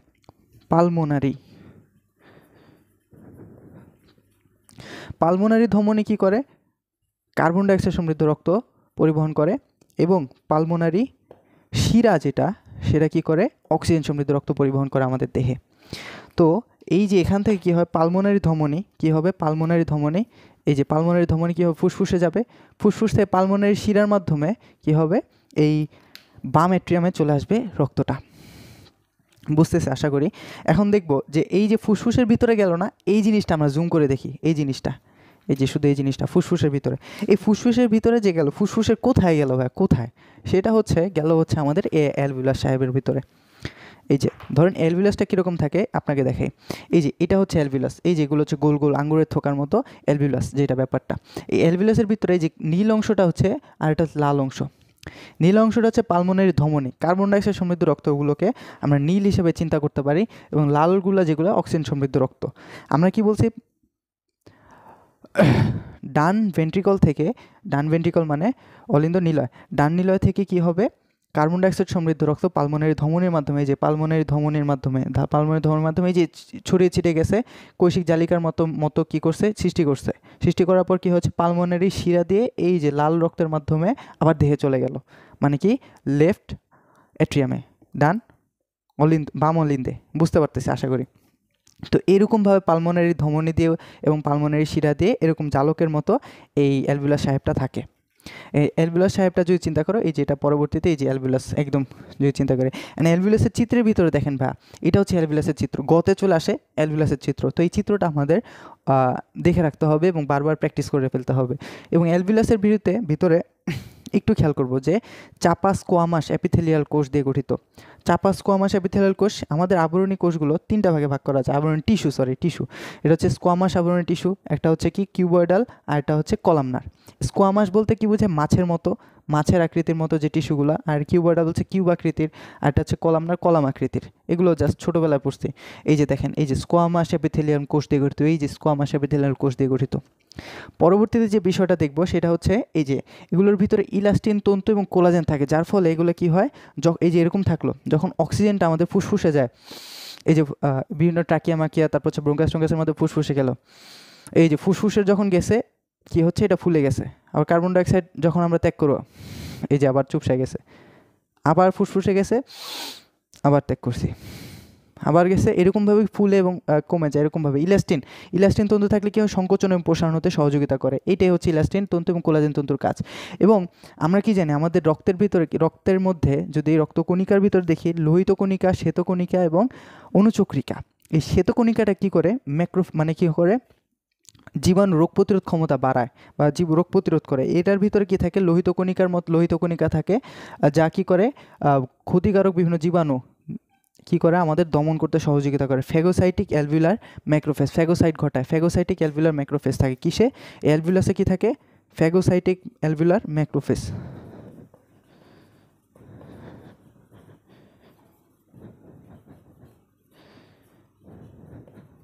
যা কী করে, বিভিন্ন জীবাণুগুলোর সাথে ফাইট করে, ফ্যাগোসাইটোসিস করে। এটা আমরা পরবর্তী একটা চ্যাপ্টার আছে, সেটা শর্ট সিলেবাসে নাই, বাট লং সিলেবাসে বিভিন্ন ধরনের প্রিপারেশন নেওয়ার সময় তোমাদের কাজে লাগবে। ফ্যাগোসাইটোসিস ঘটায়, জীবাণুগুলোকে ভক্ষণ করে ফেলে। এটার ভিতরে কি থাকে, এই ধরনের আমি দেখেন শ্বেতকণিকা, রক্তকণিকা থাকে, যার ফলে কি হয়, ফ্যাগোসাইটোসিস ঘটায়। ম্যাক্রোফেজ থাকে যেগুলো কি করে, ফ্যাগোসাইটোসিস করতে সহযোগিতা করে, বিভিন্ন জীবাণু থেকে রোগ প্রতিরোধ করে, এটাই। এবং এটার ভিতরে একটা বিশেষ ধরনের কোষ থাকে, সেটাকে বলা হচ্ছে সেপ্টাল কোষ। সেপ্টাল কোষ, সেটা সেপ্টাল কোষ কী করে, সেপ্টাল কোষ হচ্ছে কী করে, সেপ্টাল কোষ হচ্ছে সারফেক্টেন্ট ডিটারজেন্ট ক্ষরণ করে। এই ধরনের সারফেক্টেন্ট ডিটারজেন্ট ক্ষরণ করে এই সেপ্টাল কোষ, সারফেক্টেন্ট ডিটারজেন্ট নিঃসরণকারী কোষ, সারফেক্টেন্ট ডিটারজেন্ট নিঃসরণকারী কোষ। এই ডিটারজেন্টটা কী করে, আমাদের পৃষ্ঠটান কমায়। পৃষ্ঠটান কমায় বলতে ধরেন কোনো কিছুকে চুপসায় যেতে বাধা দেয়। নর্মালি ধরেন কোনো কিছু থাকলো, এটা কী করে, ফুসফুসে অনেক চাপ প্রয়োগ হয় না, ধরেন চাপ প্রয়োগ হলে কী হয়, সেটা চুপসে যাওয়ার কথা, কিন্তু এই যে সেপ্টাল কোষগুলোকে চুপসে যাওয়া থেকে বিরত রাখে আমাদের এই অ্যালভিউলার সাহেবকে। এখন এটার ভিতরে আরও কিছু থাকে, সেটা হচ্ছে দেখেন এই যে অ্যালভিউলার অভ্যন্তরে ম্যাক্রোফেজ থাকে, যা কী করে, জীবাণুগুলোকে ভক্ষণ করে এবং শ্বেতকণিকাও রোগ প্রতিরোধ করে। এই তো এই জিনিসটাই হচ্ছে আমাদের অ্যালভিউলাসের গঠন, এবং এই চিত্রটা আপনারা খুব সহজভাবে এঁকে ফেলতে পারবেন, একদমই সোজা জিনিস, দেখে নেবেন, আশা করি বুঝতে পারবেন। এবং আরেকটা ছোট কথা, সেটা হচ্ছে মানবভ্রূণ 23 সপ্তাহ পর্যন্তই এই সারফেক্টেন্ট ক্ষরণ হয় না। মানে কি হয় না, এই 23 সপ্তাহ পর্যন্ত 23 সপ্তাহ বয়স্ক মানবভ্রূণের সর্বপ্রথম সারফেক্টেন্ট ক্ষরণ শুরু হয়, এবং 24 সপ্তাহ, এর কারণে বিভিন্ন দেশে 24 সপ্তাহ পর্যন্ত কি হয়, গর্ভপাত করা যায়, মানে মানবভ্রূণটাকে নষ্ট করে দেওয়া যায়। মানে নিয়ম রয়েছে, নীতি বা আইন যাই বলে না কেন, 24 সপ্তাহের আগে মানবভ্রূণকে স্বাধীন অস্তিত্বের গণ্য করা হয় না অনেক দেশে, তাই এই সময়কালকে গর্ভপাতের অনুমতি দেওয়া হয়। বইয়ের ভিতর আছে, দেখে নেবেন। তো এই ছিল আমাদের এতটুকু অ্যালভিউলাসের কথা। এই যে একটু আগে দেখে আসলাম যে ডান ফুসফুস বাম ফুসফুস, এই যে হৃৎপিণ্ডটা বাম ফুসফুসের কোলে রয়েছে, আশা করি বুঝতে পারতেছেন। এখন এটা দেখব, এই যে এগুলো হচ্ছে প্রধান কাজগুলো কী কী রিপিট করে নেবেন, একবার রিভিশনও হয়ে যাবে পরবর্তীতে। এখন শ্বসনতন্ত্রের কাজ, এই শ্বসনতন্ত্রের কিছু কাজ আছে। শ্বসনতন্ত্র কি শুধু গ্রহণ এবং শ্বাসত্যাগের মধ্যে সীমাবদ্ধ? অবশ্যই না, এবং আমাদের দেহের বিভিন্ন ধরনের কাজ করে থাকে। দেখেন শ্বসন গ্যাস বিনিময়, এটা তো মূলত করে। দ্বিতীয়ত বলছে শক্তি উৎপাদন, শ্বসন ঘটায়। তারপর বলতেছে পানি সাম্য রক্ষা, এটার মাধ্যমে কি হয়, 400 থেকে 600 মিলিলিটার আমাদের দেহে বাষ্পাকারে বের হয়ে যায়, ধরেন শ্বাসের মাধ্যমে। পরবর্তীতে তাপ নিয়ন্ত্রণ করে, কার্বন ডাইঅক্সাইড বের করে দেয় মাধ্যমে, অ্যাসিড ক্ষারের সাম্যতা, কার্বন ডাইঅক্সাইড ত্যাগ করে ফেলে, কার্বন ডাইঅক্সাইড একটু অ্যাসিডিক হতে পারে। তারপর বলতেছে শব্দ উৎপন্ন করে, স্বরযন্ত্রের মাধ্যমে কী করে শব্দ উৎপন্ন করে। হোমিওস্টেসিস মানে কি, শীতাবস্থা। শীতাবস্থা বলতে ধরেন পরিবেশের সাথে আমাদের দেহকে মানিয়ে নেওয়া করতে কী করে, এই শ্বসনটা কী করে, সহযোগিতা করে। তারপর শ্বসনতন্ত্রের গ্যাস, উদ্বায়ী গ্যাস, এটা হচ্ছে কি ডিরেক্ট, যেসব কোন পদার্থ ডিরেক্ট হচ্ছে গ্যাসে পরিণত হয়, যেমন ক্লোরোফর্ম, অ্যামোনিয়া, ইথার, এগুলো হচ্ছে এই যে উদাহরণগুলো দেখে নেবেন। পরবর্তীতে বলছে দূষিত পদার্থের প্রবেশ রোধ করে উদ্বায়ী গ্যাস, এই দেখে নিলাম, আশা করি বুঝতে পারছেন। এগুলো জাস্ট একটু দেখে যাবেন। এখানে একটা এমসিকিউ আছে, সেটা হচ্ছে দেখেন অ্যালভিউলারগুলো ট্রাবেকুলি নামক ব্যবধায়ক পর্দার মাধ্যমে পৃথক হয়। অ্যালভিউলারগুলো ট্রাবেকুলি নামক ব্যবধায়ক পর্দার মাধ্যমে পৃথক হয়। একটু খেয়াল করবো, এই যে এটা হচ্ছে মূলত একটা কাট টাইপ অনুচ্ছেদ, যাই বল না কেন। ধরেন এটা হচ্ছে ফুসফুসটাকে একটা নির্দিষ্ট অংশে কাট করলাম। কাট করার পর দেখবেন এরকম ছোটো ছোটো অ্যালভিউলাস দেখবেন, ছোটো ছোটো অ্যালভিউলাসের দেখা পাবেন। এই অ্যালভিউলাস যেটা, এই যে অ্যালভিউলাস, এটাকে বলা হয় অ্যালভিউলাস। অ্যালভিউলাসের কী থাকে, এরকম যে প্রাচীরটা দেখতেছেন, প্রাচীরটা অ্যালভিউলাসের প্রাচীর, সেটাকে আমরা বলি হচ্ছে ট্রাবেকুলি। এটা এমসিকিউতে চলে আসে। অ্যালভিউলাসের প্রাচীরটা কী বলবো আমরা, ট্রাবেকুলি। অ্যালভিউলারগুলো ট্রাবেকুলি নামক ব্যবধায়ক পর্দার মাধ্যমে বিভক্ত থাকে। আশা করি বুঝতে পারতেছেন, এই তো কাহিনী। তো পরে দেখেন, এটা গেল প্রশ্বাস ও নিঃশ্বাস কার্যক্রম। আচ্ছা, প্রশ্বাস এবং নিঃশ্বাস কার্যক্রমের কথা যদি চিন্তা করি, চলে আসেন, এটা আমরা দেখব।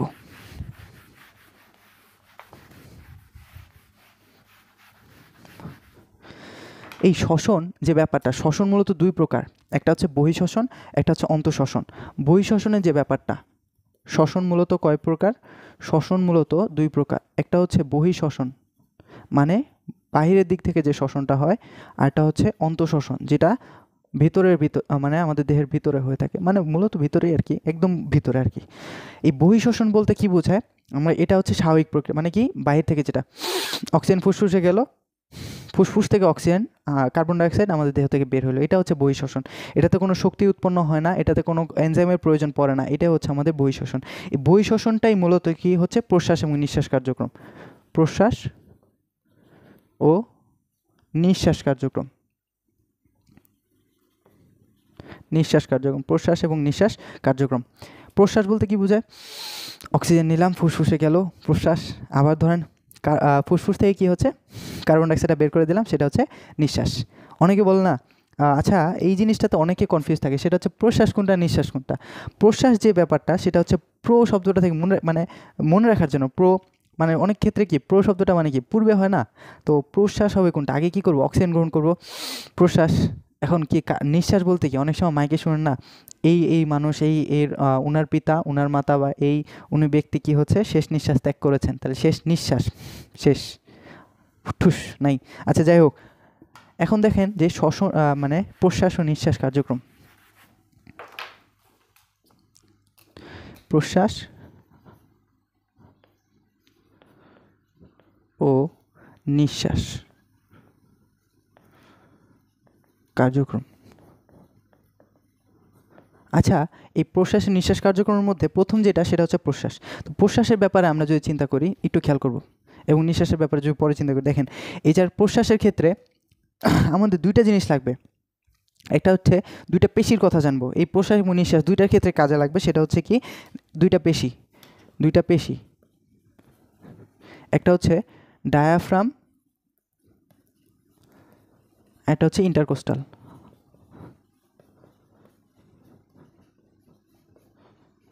ডায়াফ্রাম এবং ইন্টারকোস্টাল। আচ্ছা, ডায়াফ্রাম পেশি কোনটা? ডায়াফ্রাম হচ্ছে উদরগহ্বর এবং বক্ষ গহ্বর, এটা হচ্ছে বক্ষ গহ্বর, আর নিচে হচ্ছে উদর গহ্বর। বুঝতেছি আশা করি। উদর মানে পেটের গহ্বর।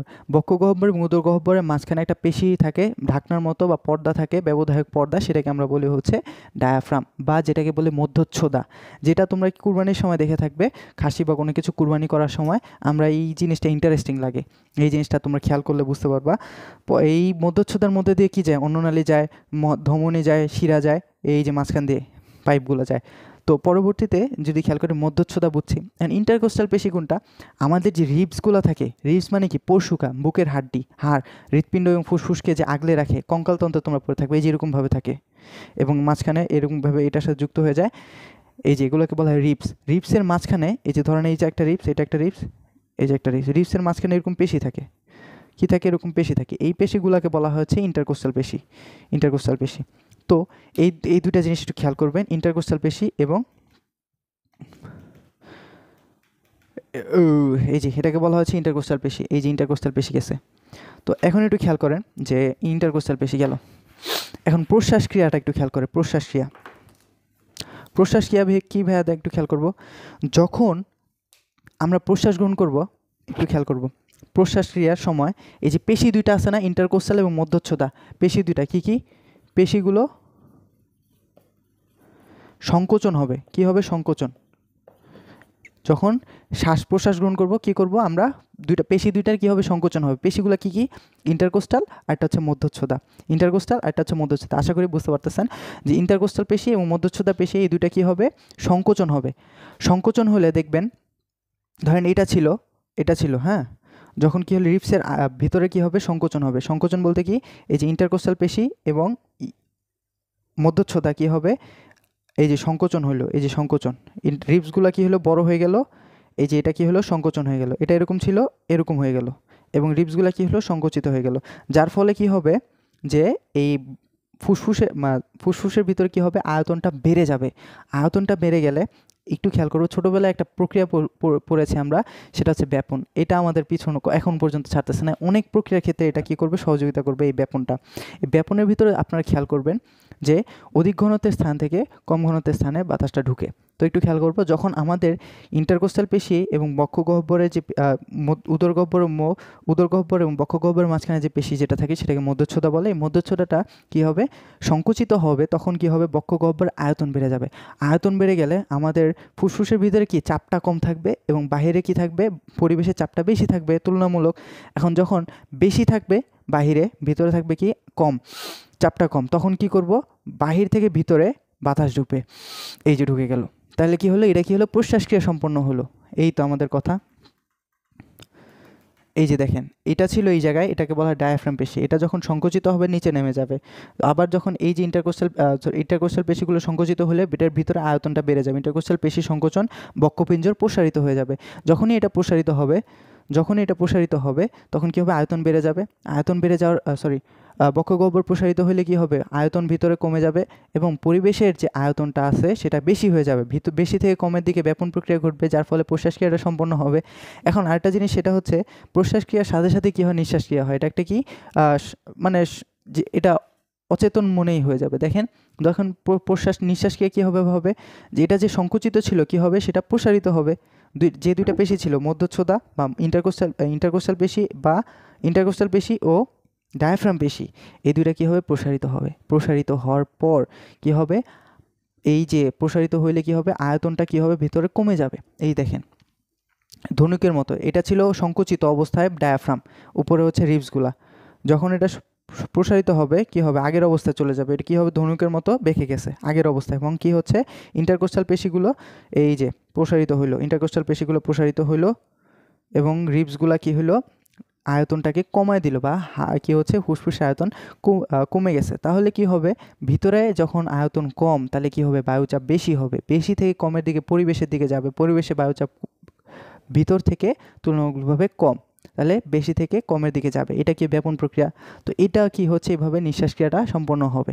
বুঝতেছি আশা করি, একদম সিম্পল। দেখেন আরেকবার, এই জায়গাটা ফ্লো চার্ট আছে আশা করি।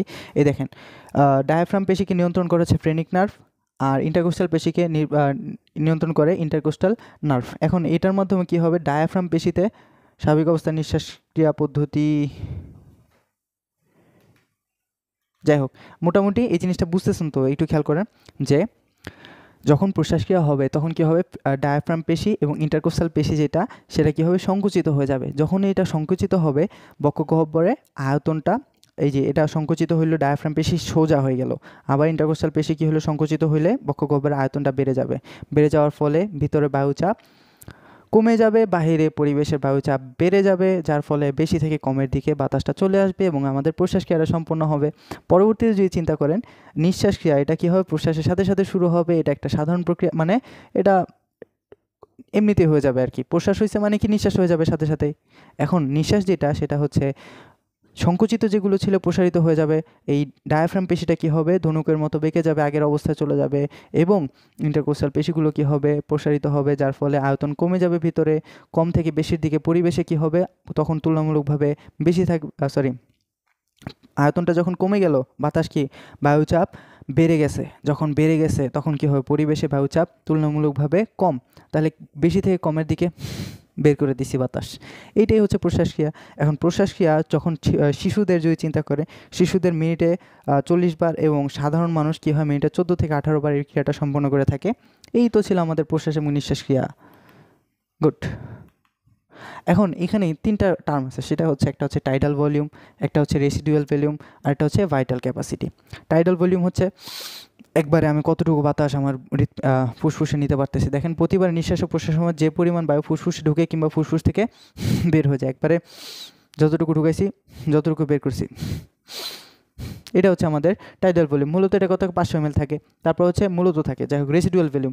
এটা নিঃশ্বাস ও প্রশ্বাসের সময় ফুসফুস কখনো খালি হয় না, কী হয় না, কিছু না কিছু বাতাস সেটার মধ্যে থেকেই যায় এবং কিছু পরিমাণ বায়ু সবসময় ফুসফুস থেকে যায়। নিঃশ্বাস যে পরিমাণ বায়ু ফুসফুস থেকে যায়, এই যে পরিমাণ বায়ু ফুসফুসের ভিতর থেকে যাচ্ছে সেটাকে রেসিডুয়াল ভলিউম বলা হয়। এই তো 1500 মিলিলিটার। এখন বলছে ভাইটাল ক্যাপাসিটি, প্রশ্বাসের সময় 500 মিলিলিটার বায়ু ফুসফুসে প্রবেশ করে, কিন্তু ফুসফুসের বায়ু ধারণ ক্ষমতা আর অনেক বেশি। এখন ফুসফুসের সরণ বায়ু ধারণ ক্ষমতাকে বলা হয় ভাইটাল ক্যাপাসিটি। এখন আরেকবার পরে দেখেন, টাইডাল ভলিউম একসাথে যে পরিমাণ একবারে কী হয়, প্রশ্বাস এবং নিঃশ্বাসে যতটুকু বের করে দিই সেটা হচ্ছে টাইডাল ভলিউম। রেসিডুয়াল ভলিউম হচ্ছে আমরা একবারে কী করি না, সব বাতাস ফুসফুস থেকে বের করে দিই না, কিছু না কিছু আমাদের ফুসফুস থেকে যায়, সেটাকে বলে রেসিডুয়াল ভলিউম। আর এটা বলতেছে ভাইটাল ক্যাপাসিটি, একবারে আমরা কী করতে, সর্বোচ্চ যে পরিমাণ বাতাসটাকে আমাদের ফুসফুসে ঢেকে নিয়ে রাখতে পারে সেটাকে বলা হয় ভাইটাল ক্যাপাসিটি। এটাকে বলতেছে কত, 4500 মিলিলিটার। এই তো। এখন প্রশ্বাস ও নিঃশ্বাস নিয়ন্ত্রণ, এই জিনিসটা একটু পরে দেখব।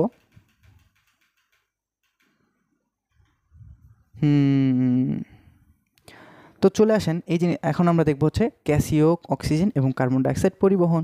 একদমই সোজা জিনিস, চলেন দেখি অক্সিজেন এবং কার্বন ডাইঅক্সাইড কীভাবে পরিবাহিত হচ্ছে। একটু আগে দেখলাম আমরা হচ্ছে বহিঃশ্বসনের ব্যাপারটা, এখন চলে আসলাম হচ্ছে অন্তঃশ্বসন। অন্তঃশ্বসনই মূলত হচ্ছে অক্সিজেন এবং কার্বন ডাইঅক্সাইড পরিবহন আমাদের এই যে বিভিন্ন রক্তর মধ্যে যাচ্ছে, রক্ত থেকে কীভাবে আসতেছে ফুসফুসে, ফুসফুস থেকে আবার কী হচ্ছে রক্তটা কীভাবে বের, আমরা মূলত জানতেছি অক্সিজেন গ্রহণ করছি, ফুসফুসে গেছে, ফুসফুস থেকে কার্বন ডাইঅক্সাইডটা বের করে দিছি। আচ্ছা একটা জিনিস খেয়াল করছেন, একবার অক্সিজেন গ্রহণ করলাম, ফুসফুসে গেল, ফুসফুস থেকে কী হচ্ছে কার্বন ডাইঅক্সাইডে হয়ে আবার বের করে দিতেছি। এই যে অক্সিজেন এবং কার্বন ডাইঅক্সাইড যে ট্রান্সফারের যে, তো এই যে কার্বন ডাইঅক্সাইডটা এবং অক্সিজেনটা ফুসফুসের ভিতরে কৈশিক জালিকার মাধ্যমে যে আদান প্রদানটা হচ্ছে, তাহলে এই যে ব্যাপারগুলা সেটাই হচ্ছে আমাদের অক্সিজেন কার্বন ডাইঅক্সাইডের পরিবহন। তো চলেন আমরা কি করব, গ্যাসীয় অক্সিজেন পরিবহন। তাহলে কি হচ্ছে গ্যাসীয় অক্সিজেন পরিবহন,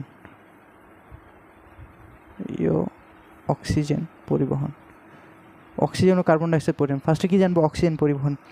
এই অক্সিজেনটা কীভাবে পরিবাহিত হয় সেটা জানতে হলে আমাদের একটু খেয়াল করতে হবে। দেখেন মূলত যে আমরা যখন নাকের ভিতরে বিভিন্ন ধরনের পথ পাস করার পর আমাদের কোথায় যায় অক্সিজেনটা, অ্যালভিউলাসে, অ্যালভিউলাসটাকে অ্যালভিউলাইও বলা হয়। তো এটা হচ্ছে একবচন বহুবচনের যে ব্যাপারগুলো আছে সেটা একটু খেয়াল করবেন। তো অ্যালভিউলাইয়ের ভিতরে যখন এই যে অক্সিজেনটা যায় তখন আমাদের দেহের ভিতরে তো যাইতে হবে, দেহের ভিতরে কীভাবে যাবে সেটা একটু খেয়াল করব। ধরেন এই যে অ্যালভিউলাসের যে ভিতরে, ধরেন এই যে এটা হচ্ছে অ্যালভিউলাস, এই যে অ্যালভিউলাসের ভিতর থেকে এটা হচ্ছে অ্যালভিউলাস, অক্সিজেন সমৃদ্ধ রক্ত এই যে অ্যালভিউলাসের ভিতরে ছিল। এখন এইটার সাথে কি কৈশিক জালিকা আছে না ভাই, একটু খেয়াল করবেন, অ্যালভিউলাসের সাথে কি কৈশিক জালিকার ব্যাপারটাও আছে। তো এইটার ভিতরে যখন অক্সিজেন চলে আসে, মানে এই যে অক্সিজেন গেল অ্যালভিউলাসের ভিতরে, অ্যালভিউলাস থেকে এটার ভিতরে একটা চাপ থাকে, সেটা হচ্ছে 104 mmHg, millimetre mercury, 104 millimetre mercury চাপ থাকে। এবং এই যে কৈশিক জালিকার ভিতরেও কি থাকে, অক্সিজেনের চাপ থাকে, সেটা কি 40 mmHg। কত ভাইয়া, 40 mmHg। এই চাপের যে ব্যবধান, এই ব্যবধানটাই কি করে অক্সিজেন আদান প্রদানের জন্য সহযোগিতা করে। দেখেন আমরা একটু আগে পড়ে আসছি ব্যাপন প্রক্রিয়া, অধিক চাপ থেকে কম চাপের দিকে বায়ুটা চলে যাবে। তো এই যে এই জায়গায় যখন 104 ছিল ভিতরে অক্সিজেন অ্যালভিউলাসের ভিতরে এবং কৈশিক জালিকার ভিতরে চাপ ছিল 40। এখন যতক্ষণ পর্যন্ত না এই দুইটার চাপ সমান হচ্ছে, অর্থাৎ সমান বলতে কি 100 mmHg হচ্ছে, 100 mmHg, millimetre mercury, 100 mmHg millimetre mercury হচ্ছে, ততক্ষণ পর্যন্ত এদের ভিতরে কী হবে, গ্যাস আদান প্রদান হতে থাকবে। এই যে অ্যালভিউলাস থেকে কৈশিক জালিকায় কী যাবে, অক্সিজেন চলে যাচ্ছে। তো এইটাই হচ্ছে আমাদের মূলত অক্সিজেন পরিবহন। এই পরিবহনটা দুইভাবে হয়ে থাকে, একটা হচ্ছে ভৌত দ্রবণ রূপে আর একটা হচ্ছে রাসায়নিক যৌগ রূপে। ভৌত দ্রবণ রূপে বলতে কী বোঝায় একটু খেয়াল করব, ভৌত দ্রবণ রূপে বলতে কী বোঝায় একটু খেয়াল করব। একটু আগে যেটা দেখলাম সেটাই ছিল হচ্ছে ভৌত দ্রবণ রূপে। এই ভৌত দ্রবণ রূপে প্রতি 100 ml এর মধ্যে প্রায় 0.2 ml কী হয়, এই ভৌত দ্রবণ রূপে অক্সিজেনযুক্ত রক্ত আমাদের রক্তে, মানে অক্সিজেনযুক্ত ফুসফুস থেকে কী হয়, মানে রক্ত থেকে আমাদের বিভিন্ন দেহের ভিতরে যায়। এটা হচ্ছে ভৌত দ্রবণ রূপে 0.2 ml। এবং এই ভৌত দ্রবণ রূপে যে অক্সিজেনগুলো পরিবাহিত হয় সেটা হচ্ছে দুইটা কাজ করে, একটু খেয়াল করব যে দুইটা, সেটা হচ্ছে দুইটা, একটা মূলত একটা কাজ করে, সেটা হচ্ছে এটা হচ্ছে দ্রবণ চাপ নিয়ন্ত্রণ করে। দ্রবণ চাপ যদি নিয়ন্ত্রণ করে, দ্রবণ চাপ বলতে কি বোঝায়, এই যে যখন অক্সিজেনটা এই দ্রবণের ভিতরে দ্রবীভূত হলো তখন কি হয়, একটা চাপের সৃষ্টি হয়। যখন চাপ বেশি হবে আবার কখনো কখনো চাপ কম হবে। এখন এই চাপ বেশি বা কম হলে কি হয় সেটা আমরা কি জানবো, এই যে রাসায়নিক যৌগরূপে অক্সিজেন যখন পরিবাহিত হয় সেটার ক্ষেত্রে। দেখেন রাসায়নিক যৌগরূপে অক্সিজেন পরিবহন, রাসায়নিক যৌগরূপে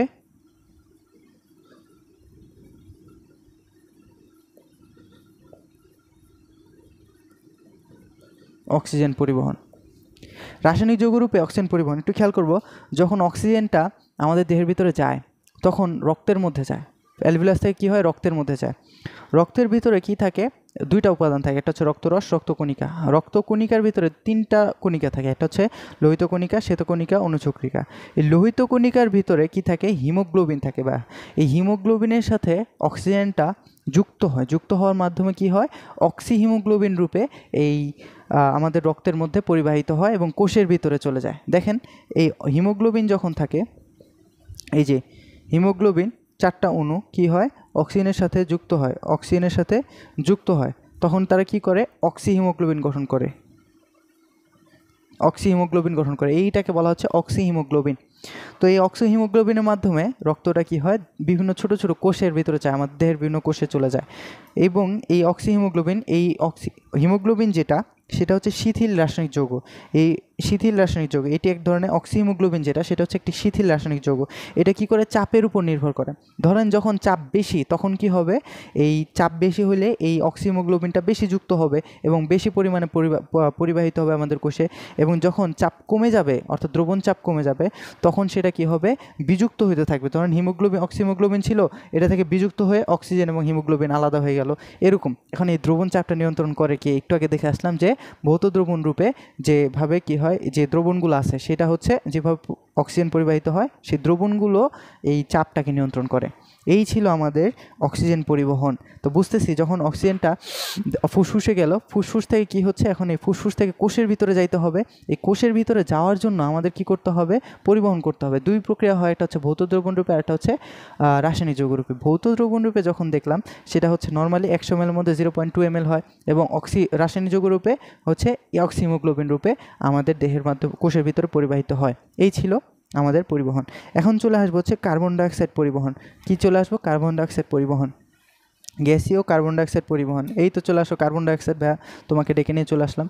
কার্বন ডাইঅক্সাইড, এই কার্বন ডাইঅক্সাইড পরিবহনটা কি একটু খেয়াল করবেন। কার্বন ডাইঅক্সাইড একটু খেয়াল করো, যখন আমাদের কোষের ভিতরে অক্সিজেন গেছিল না, সেই অক্সিজেনটা কী হবে, কোষস্থ খাদ্যবস্তুকে জারিত করবে এবং সেখানে শ্বসন ঘটাবে। শ্বসন ঘটালে উপজাত পদার্থ হিসেবে কি হবে, কার্বন ডাইঅক্সাইড এবং পানি উৎপন্ন হবে। এই কার্বন ডাইঅক্সাইডটা তো আমাদের দেহের জন্য অনেক বিষাক্ত। অ্যান্ড বিষাক্ত যেহেতু, এটাকে কী করতে হবে, বের করে দিতে হবে, তাকে টাটা বাই বাই বলে দিতে হবে। যখন বের করে দিব, সেই বের করার প্রক্রিয়াটাই হচ্ছে কার্বন ডাইঅক্সাইড পরিবহন। এই কার্বন ডাইঅক্সাইড পরিবহনটা কী হয়, ফার্স্টে রক্তের মাধ্যমে কার্বন ডাইঅক্সাইডে পরিবাহিত হবে, পরবর্তীতে কী যাবে, ফুসফুসে যাবে। ফুসফুসে যখন গেল, তখন সেটাকে বের করে দিলাম। এটাই হচ্ছে আমাদের কার্বন ডাইঅক্সাইড পরিবহন। এটার ভিতরে কিভাবে এই রক্তের মধ্যে পরিবাহিত হয় সেটা জানবো। একটা হচ্ছে তিনটাভাবে পরিবাহিত হয় রক্তের মাধ্যমে।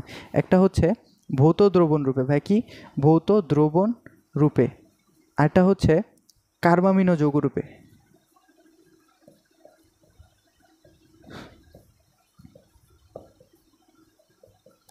কার্বামিনো যৌগরূপে। এখন এই কার্বামিনো যৌগরূপে যেটা, এটা দেখব পরে। আরেকটা হচ্ছে আমাদের বাইকার্বনেট যৌগরূপে, আশা করি দেখা যায়।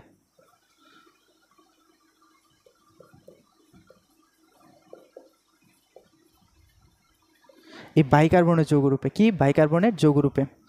এখন এই বাইকার্বনেট যৌগরূপে প্রথমত দেখবো হচ্ছে এই ভৌত দ্রবণ রূপে। ভৌত দ্রবণ রূপে, ভৌত দ্রবণ রূপে কীভাবে পরিবাহিত হয়, এগুলো জানার আগে আমাদের একটা বেসিক কিছু জানতে হবে। সেটা হচ্ছে, প্রথমত একটু খেয়াল করো যে রক্ত জিনিসটা কি, ভাই এই দেখো, এই জায়গায় দেখবো, এই জিনিসটা আমরা খেয়াল করব। বেসিক যে রক্তটা যখন আমরা আমাদের দেহ থেকে সেন্ট্রিফিউজের যন্ত্রের মধ্যে ঘোরাবো, তখন দুইটা অংশ দেখবো, রক্ত চ্যাপ্টার পরে আসছে। একটা হচ্ছে রক্তরস, আর এটা হচ্ছে রক্তকণিকা। রক্তরস যেটা, সেটাকে আমরা আরেক নামে জানি, সেটা হচ্ছে প্লাজমা। আর রক্তকণিকা তো রক্তকণিকাই। এখন এই রক্তরসটাকে দুইটা ভাগে ভাগ করা যায়। এইটার ভিতরে কি থাকে, পানি থাকে, এটা 90 থেকে 92%, আর এটা হচ্ছে কঠিন পদার্থ থাকে। এখন কঠিন পদার্থের মধ্যে দুইটা ভাগ থাকে, একটা হচ্ছে অজৈব পদার্থ, আর একটা হচ্ছে জৈব পদার্থ। অজৈব পদার্থটা আমার এই বিশ্লেষণ আমাদের লাগবে না, কিন্তু জৈব পদার্থটা আমাদের এই বিশ্লেষণ লাগবে না, কিন্তু অজৈব পদার্থগুলোকে এই বিশ্লেষণ লাগবে। সেগুলো কি একটু খেয়াল করব। একটা হচ্ছে NaCl বা সোডিয়াম ক্লোরাইড, পটাশিয়াম, তারপর হচ্ছে ম্যাগনেসিয়াম। এগুলো আরও ইটসেক্টর অনেক কিছু আছে, কিন্তু এই যে সোডিয়াম ক্লোরাইডটা আমাদের এই বিশ্লেষণ অনেক সহযোগিতা করবে। এবং যদি চিন্তা করি রক্তকণিকার মধ্যে, একটা হচ্ছে লোহিত রক্তকণিকা, এটা তো আমরা জানি, আর এটা হচ্ছে শ্বেত রক্তকণিকা, সেটাও আমরা জানি, আর এটা হচ্ছে অনুচক্রিকা, এটাও আমরা জানি। এখন এই লোহিত রক্তকণিকার ভিতরে কি থাকে, হিমোগ্লোবিন থাকে, যা অক্সিজেন পরিবহনে সহযোগিতা করে। শ্বেত রক্তকণিকার ভিতরে দুইটা ভাগ থাকে, একটা হচ্ছে অ্যাগ্রানুলোসাইট বা দানাদার, মানে অদানাদার, আর একটা হচ্ছে দানাদার। অ্যাগ্রানুলোসাইট সেগুলো হচ্ছে অ্যাগ্রানুলোসাইট। এটা আসলে তেমন একটা ইম্পর্টেন্ট মনে হচ্ছে না, তাই বলতেছি না। অ্যাগ্রানুলোসাইট সেটা হচ্ছে অদানাদার, মানে গ্রেন, মানে দানা নেই, এগুলো আমরা ফিল করতে পারবো না। তারপর হচ্ছে ফিল করতে পারবো না।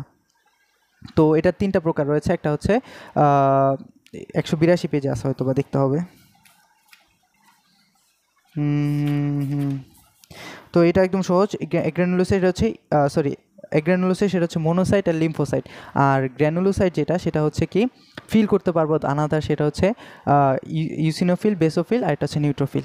তো এগুলো আমাদের দেখলাম। মূলত এই জায়গায় লাগবে হচ্ছে সোডিয়াম ক্লোরাইডের ব্যাপারটা, এটা লাগবে।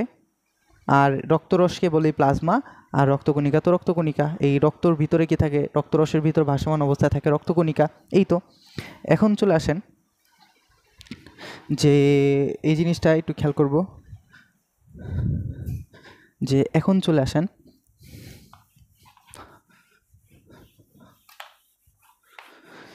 যে ভৌত দ্রবণ রূপের যে ব্যাপারটা, ভৌত দ্রবণ রূপে কার্বন ডাইঅক্সাইড পরিবহন।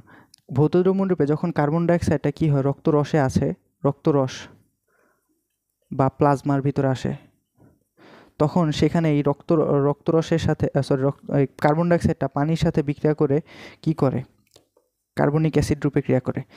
এই কার্বনিক অ্যাসিড রূপে কি হয়, আমাদের রক্তের মধ্যে থেকে বাহিত হয়ে ফুসফুসে কোষিজালিকা চলে যায়, এবং সেখান থেকে কী হয়, কার্বন ডাইঅক্সাইড ফুসফুসে চলে যায়। এই যে কার্বনিক অ্যাসিড রূপে যে কার্বনিক অ্যাসিড উৎপন্ন হলো, এখানে একটা এনজাইম সহযোগিতা করে, সেটা হচ্ছে কার্বনিক এনহাইড্রেস। সেটাকে কি বলবো, কার্বনিক এনহাইড্রেস।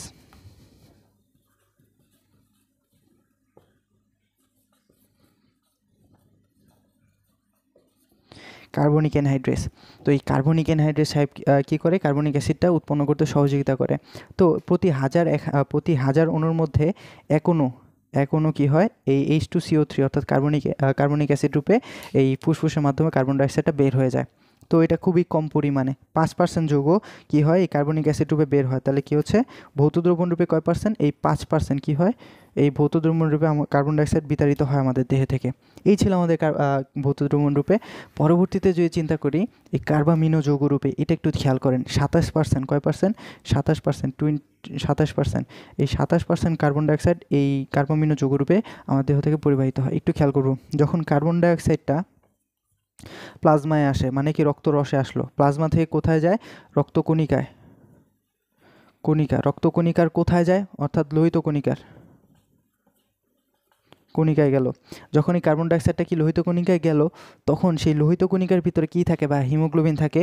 এই যে হিমোগ্লোবিন থাকে, হিমোগ্লোবিন এর গ্লোবিন প্রোটিনের সাথে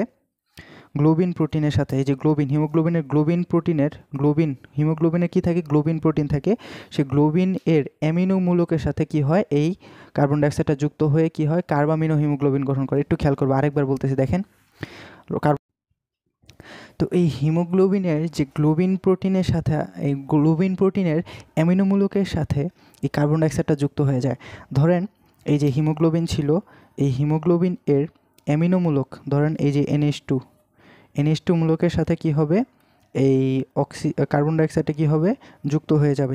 হিমোগ্লোবিনের অ্যামিনো মূলকের সাথে এই কার্বন ডাইঅক্সাইডটা যুক্ত হয়ে যাবে। একটু খেয়াল করব, তখন এটা কি করবে, HB যে N ছিল, এর এক পাশে কি থাকবে, H, এক পাশে COOH, এটা কি করলো, কার্বামিনো হিমোগ্লোবিন গঠন করলো। কি গঠন করলো ভাইয়া, কার্বামিনো হিমোগ্লোবিন।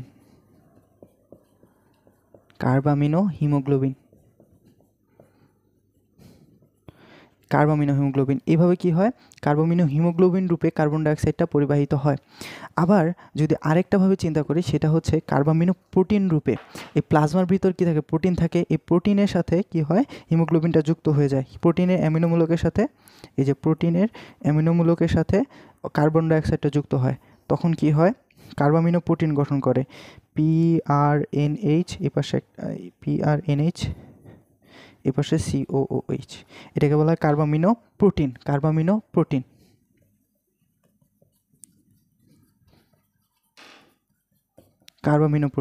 এই কার্বামিনো প্রোটিন যেটা, একটু খেয়াল করব, কার্বামিনো প্রোটিন। তো যদি আমি বলি যে 27% কার্বন ডাইঅক্সাইড এইভাবে কার্বামিনো যৌগরূপে পরিবাহিত হয়। এই 27%-এর মধ্যেও যদি চিন্তা করি, 100 ml এর মধ্যে 3 ml কি হয়, এই কার্বামিনো যৌগরূপে পরিবাহিত হয়।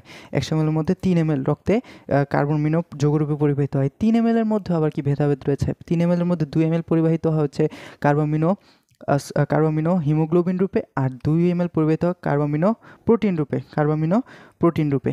এই ছিল আমাদের এই কার্বামিনো যৌগ রূপে কার্বন ডাইঅক্সাইডটা পরিবহন। এখন ভাইয়া যদি একটু চিন্তা করেন, চলে যায় বাইকার্বনেট যৌগরূপে। এটি একটি ইম্পর্টেন্ট এবং এটার মধ্যে কিছু কথা আছে। বাইকার্বনেট যৌগরূপে 65% পরিবাহিত হয়। কয় পার্সেন্ট বা 65%। এটা হচ্ছে সবচেয়ে বেশি, যেহেতু বেশি তার কারণে কি হচ্ছে গুরুত্বটাও তত বেশি। তো চলে আসেন এই বাইকার্বনেট যৌগরূপে, এটা অনেক ইন্টারেস্টিং ভাই, একটু খেয়াল করবো। চলে আসো বাইকার্বনেট যৌগরূপে। বাইকার্বনেট যৌগরূপে কার্বন ডাইঅক্সাইড পরিবহন। বাইকার্বনেট যৌগরূপে কার্বন ডাইঅক্সাইড পরিবহনটা দুইভাবে হয়। একটা হচ্ছে প্লাজমার মাধ্যমে, আরেকটা হচ্ছে কি লোহিত কণিকার মাধ্যমে।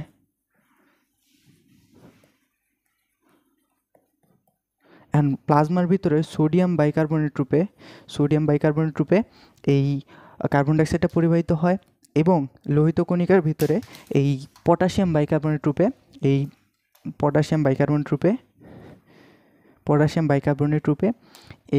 কার্বন ডাইঅক্সাইডটা পরিবাহিত হয়। আমরা এখন বিস্তারিত পড়ব। দেখো, যখন কার্বন ডাইঅক্সাইড ছিল সে প্রথমে কী হবে, প্লাজমায় চলে আসবে। অ্যান্ড প্লাজমা থেকে কার্বন ডাইঅক্সাইডটা কোথায় যাবে হচ্ছে লোহিত কণিকায়। এখন এই প্লাজমার ভিতরে একটু খেয়াল করব, প্লাজমার ভিতরে সোডিয়াম বাইকার্বনেট রূপে পটাশিয়াম এবং লোহিত কণিকায় পটাশিয়াম বাইকার্বনেট রূপে এই কার্বন ডাইঅক্সাইডটা পরিবাহিত হয়। এই দুইটা জিনিস খেয়াল করব। তো আরেকটু খেয়াল করি, দেখেন যখন কার্বন ডাইঅক্সাইডটা এই প্লাজমার ভিতরে আসে তখন এটার ভিতরে পানি থাকে, তখন সেখানে কি করে কার্বনিক অ্যাসিড গঠন করে। আবার এখানে যদি চিন্তা করেন, লোহিত কণিকার ভিতরে যে কার্বন ডাইঅক্সাইডটা আছে সেটার ভিতরেও পানি থাকে এবং কার্বন ডাইঅক্সাইড একত্রিত হয়ে কী করে, কার্বনিক অ্যাসিড গঠন করে। এখন একটা জিনিস খেয়াল করবেন যে এই জায়গায় একটা এনজাইমের কথা বলবো, সেটা হচ্ছে খুব ইম্পর্ট্যান্ট, সেটা হচ্ছে কার্বনিক এনহাইড্রেস। কি কার্বনিক এনহাইড্রেস। এই কার্বনিক এনহাইড্রেস সেটা এই জায়গায় একটু বেশি থাকে এবং এই জায়গায় কী থাকে, কম থাকে বা থাকে না। এই কার্বনিক এনহাইড্রেস কী করে না, এই জায়গায় থাকে না, যার ফলে এই যে কার্বনিক অ্যাসিডটা H2CO3 এটা কি হয়, কম পরিমাণে উৎপন্ন হয় এই জায়গায়, এবং H2CO3 যেটা এই জায়গায় কী হয়, বেশি পরিমাণে উৎপন্ন হয়। তো একদমই সিম্পল যে কার্বনিক এনহাইড্রেস এনজাইমটা এই জায়গায় থাকে না বা কম থাকে, এই জায়গায় কী থাকে, বেশি থাকে। তো যেহেতু থাকে এই জায়গায় কি কার্বনিক অ্যাসিডটা বেশি উৎপন্ন হবে এবং এই জায়গায় কার্বনিক অ্যাসিডটা কম উৎপন্ন হবে। এবং যেহেতু কার্বনিক অ্যাসিডে বিশ্লেষণ করলে আমরা কী পাই, H+ এবং বাইকার্বনেট মাইনাস আয়ন এবং H+ এবং বাইকার্বনেট আয়ন মাইনাস। এখন এই জায়গায় দেখো, যেহেতু এই জায়গায় কার্বনিক অ্যাসিডটাও কম, তার মানে কি বাইকার্বনেট আয়নও কম। এই জায়গায় যেহেতু কার্বনিক অ্যাসিড বেশি, বাইকার্বনেট আয়নও বেশি বিশ্লেষণ করছি। এখন দেখেন যে এই যে একটু খেয়াল করব, এই জায়গায় একটা দাগ দিয়ে দিলাম। দেখেন এই জায়গা থেকে প্লাজমার ভিতরে একটু আগে পড়ে আসছি যে অজৈব পদার্থের মধ্যে কি থাকে, সোডিয়াম ক্লোরাইড থাকে। এই সোডিয়ামটাকে যদি বিশ্লেষণ করি, Na+ এবং ক্লোরাইড আয়ন উৎপন্ন হয়।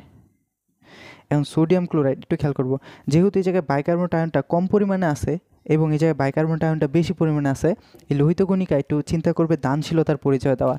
সে কী করবে, বাইকার্বনেট আয়নটা এই জায়গা থেকে এই জায়গায় একটু বেশি করে দান করে দিবে, যার ফলে এই জায়গায় বাইকার্বনেট যেহেতু কম ছিল, এই জায়গায় চলে আসলো বাইকার্বনেট আয়ন। এখন বাইকার্বনেট আয়নটা চলে আসছে, এখন এই বাইকার্বনেট আয়নের সাথে এই যে সোডিয়ামটা কী হবে, সোডিয়াম আর এই বাইকার্বনেট আয়ন কী করবে, সোডিয়াম বাইকার্বনেট গঠন করবে, যার ফলে এই যে আমাদের প্রাপ্ত যেটা ফলাফল সেটা আমরা পেয়ে গেলাম। আর এই জায়গায় তো আগে থেকেই বাইকার্বনেট ছিল এবং সেই বাইকার্বনেটের সাথে পটাশিয়াম, যেহেতু এই লোহিত কণিকা আগে থেকে ছিল, সেখানে কি করবে, পটাশিয়াম বাইকার্বনেট গঠন করবে। এই তো আমাদের প্রাপ্তি যেটা বা ফলাফল যেটা আমরা কি করছি, পেয়ে গেছি। প্লাজমা বা রক্তরসের মাধ্যমে সোডিয়াম বাইকার্বনেট রূপে এবং লোহিত কণিকায় পটাশিয়াম বাইকার্বনেট রূপে এই কার্বন ডাইঅক্সাইডটা পরিবাহিত হচ্ছে। এখন কথা হচ্ছে, এই জায়গায় একটা জিনিস খেয়াল করবেন, এই জায়গা থেকে বাইকার্বনেট আয়ন কী করছিল, লোহিত কণিকা প্লাজমার ভিতরে ট্রান্সফার করে দিয়েছিল। এখন যেহেতু ট্রান্সফার করে দিয়েছে, এই জায়গায় মাইনাস আয়নের ঘাটতি হয়েছে। সেই ঘাটতিটা পূরণ করার জন্যই কি করবে, ক্লোরাইড আয়নটা এখান থেকে কি হবে, এই প্লাজমা থেকে এই যে ক্লোরাইড আয়নটা ছিল বিশ্লিষ্ট, সেটা কি করবে, এই লোহিত কণিকায় ট্রান্সফার হবে। এখন এই লোহিত কণিকা আগে থেকে পটাশিয়াম ছিল, সেটার সাথে কি হবে, ক্লোরাইড আয়ন যুক্ত হয়ে KCl গঠন করবে। এই যে এখান থেকে যে ক্লোরাইড আয়নটা লোহিত কণিকায় ট্রান্সফার হইলো সেটাকে আমরা বলি ক্লোরাইড শিফটিং। তো এই জিনিসটা ক্ষতে চলে আসে যে ক্লোরাইড শিফট বলতে কী বুঝো। তো আমরা বলছি যে প্লাজমা ছিল, প্লাজমা আর কার্বন ডাইঅক্সাইড প্লাজমা আসছে, প্লাজমা থেকে লোহিত কণিকায়। তো এখান থেকে কী হয়, প্লাজমা যে কার্বন ডাইঅক্সাইড ছিল কার্বনিক অ্যাসিড উৎপন্ন করছে, এখানেও কার্বনিক অ্যাসিড উৎপন্ন করছে, কিন্তু এখানে একটু বেশি পরিমাণে করবে। কারণ কি করবে, কার্বনিক এনহাইড্রেসটা এই জায়গায় বেশি ছিল এবং কার্বনিক এনহাইড্রেসটা এই জায়গায় কি কম ছিল। এখন যেহেতু কার্বনিক অ্যাসিডটা এই জায়গায় কম, এই কার্বনিক অ্যাসিড এই জায়গায় বেশি, এবং এই জায়গায় যেহেতু বেশি বাইকার্বনেট আয়ন ওই জায়গায় বেশি, বাইকার্বনেট আয়ন এই জায়গায় কম। এখন এই বাইকার্বনেট আয়নটা এই জায়গায় যেহেতু বেশি, এই জায়গায় কী হবে, একটু এই পাশে পার করে দেবে লোহিত কণিকা, যার ফলে দানশীলতার পরিচয় দিয়ে। এখন এই জায়গায় যে সোডিয়াম বিশ্লিষ্ট হয়েছিল সেই সোডিয়ামের সাথে সোডিয়াম বাইকার্বনেট রূপে এবং পটাশিয়ামের সাথে পটাশিয়াম বাইকার্বনেট রূপে এই জায়গায় পরিবাহিত হবে। এখন কথা হচ্ছে ক্লোরাইড আয়নের এই জায়গায় ঘাটতি হয়েছিল যখন বাইকার্বনেট আয়নটা ঋণাত্মক আয়নটা এই পাশে অর্থাৎ প্লাজমার ভিতর ট্রান্সফার করছিল, তখন ক্লোরাইডটা কী করবে, সমানতা বজায় রাখার জন্য এই জায়গায় চলে যাবে, মাইনাস আয়ন সমান হয়ে গেল, যার ফলে পটাশিয়াম ক্লোরাইড উৎপন্ন করলো। এই জায়গায় যে ক্লোরাইডের যে শিফটিংয়ের ব্যাপারটা এই জায়গায় ঘটেছে, এবং যেহেতু ক্লোরিন এইখান থেকে এখানে প্লাজমা থেকে লোহিত কণিকা গেছে, তো এই জায়গায় আমরা বলবো এটাকে ক্লোরাইড শিফটিং। তো বিজ্ঞানী জ্যাকব হ্যামবার্গার এই জিনিসটা আবিষ্কার করছিল বলে তাকে জ্যাকব হ্যামবার্গার শিফটও বলা হয়ে থাকে এই শিফটিংটাকে। তো এই ছিল আমাদের ক্লোরাইড শিফটিং বা অক্সিজেন এবং কার্বন ডাইঅক্সাইড পরিবহন, গ্যাসীয় পরিবহন। একটু খেয়াল করবো এই জায়গায়, দেখেন এই জায়গায় একটু খেয়াল করবো, এই যে এইভাবে আদান প্রদান হয়ে থাকে, একটু খেয়াল করবো। এই যে এগুলো ছিল নর্মাল যে কথা। এখন একটা জিনিস খেয়াল করো, শ্বসনের শ্বাসরঞ্জকের যে ভূমিকাটা, শ্বাসরঞ্জক বলতে কি বোঝায়, শ্বাসরঞ্জক শ্বাসক্রিয়াতে কী করে সহযোগিতা করে বা শ্বসনে যে ভূমিকা সহযোগিতা করে, এই শ্বসনের শ্বাসরঞ্জকের ভূমিকা কি ভাইয়া, একটু খেয়াল করব যে আমাদের যে রক্তের ভিতরে লোহিত কণিকা থাকে না, লোহিত কণিকার ভিতরে একটা জিনিস থাকে, সেটা হচ্ছে হিমোগ্লোবিন।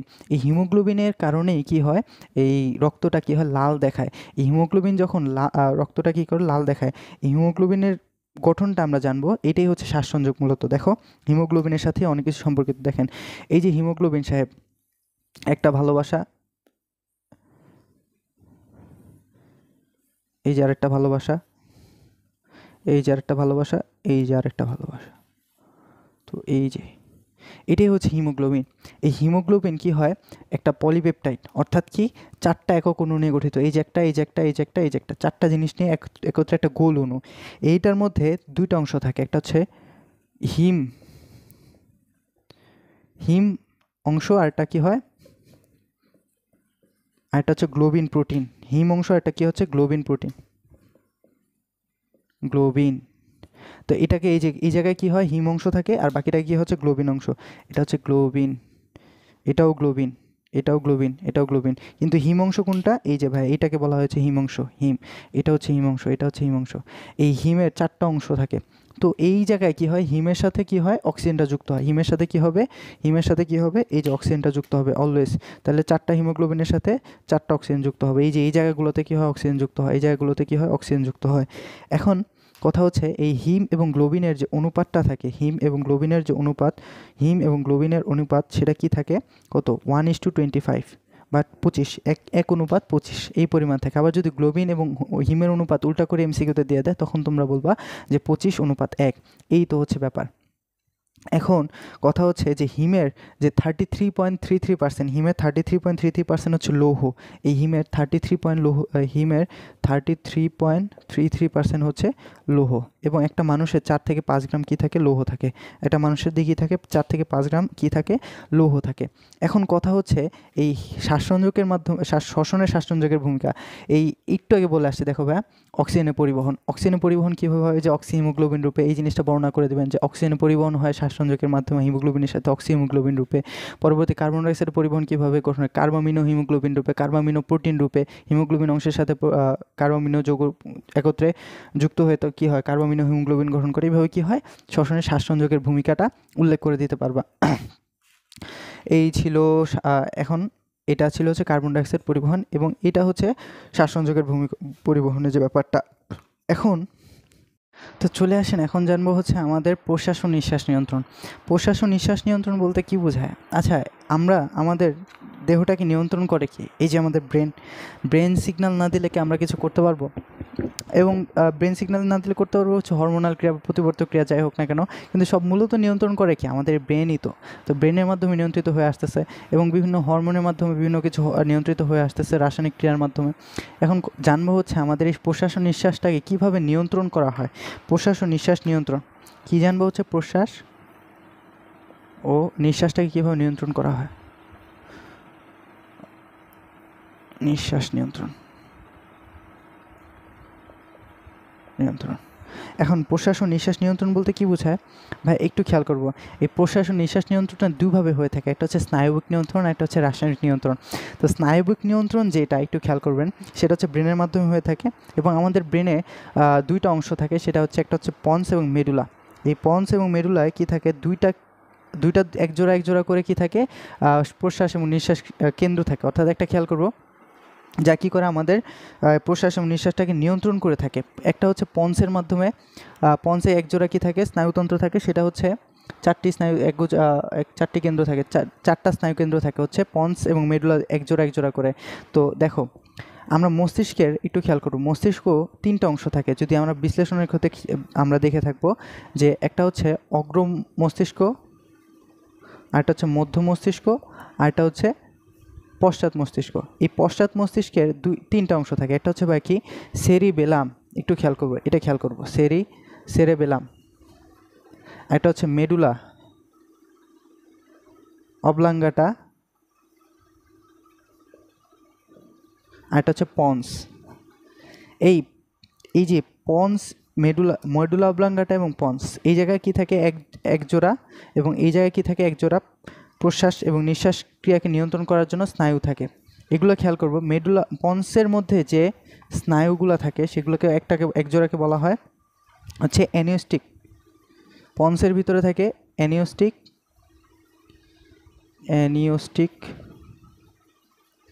ও নিউমোটেক্সিক।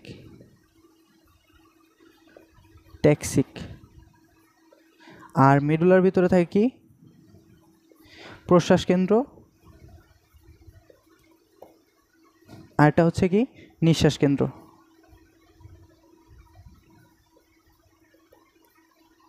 প্রশ্বাস কেন্দ্র এবং নিঃশ্বাস কেন্দ্র।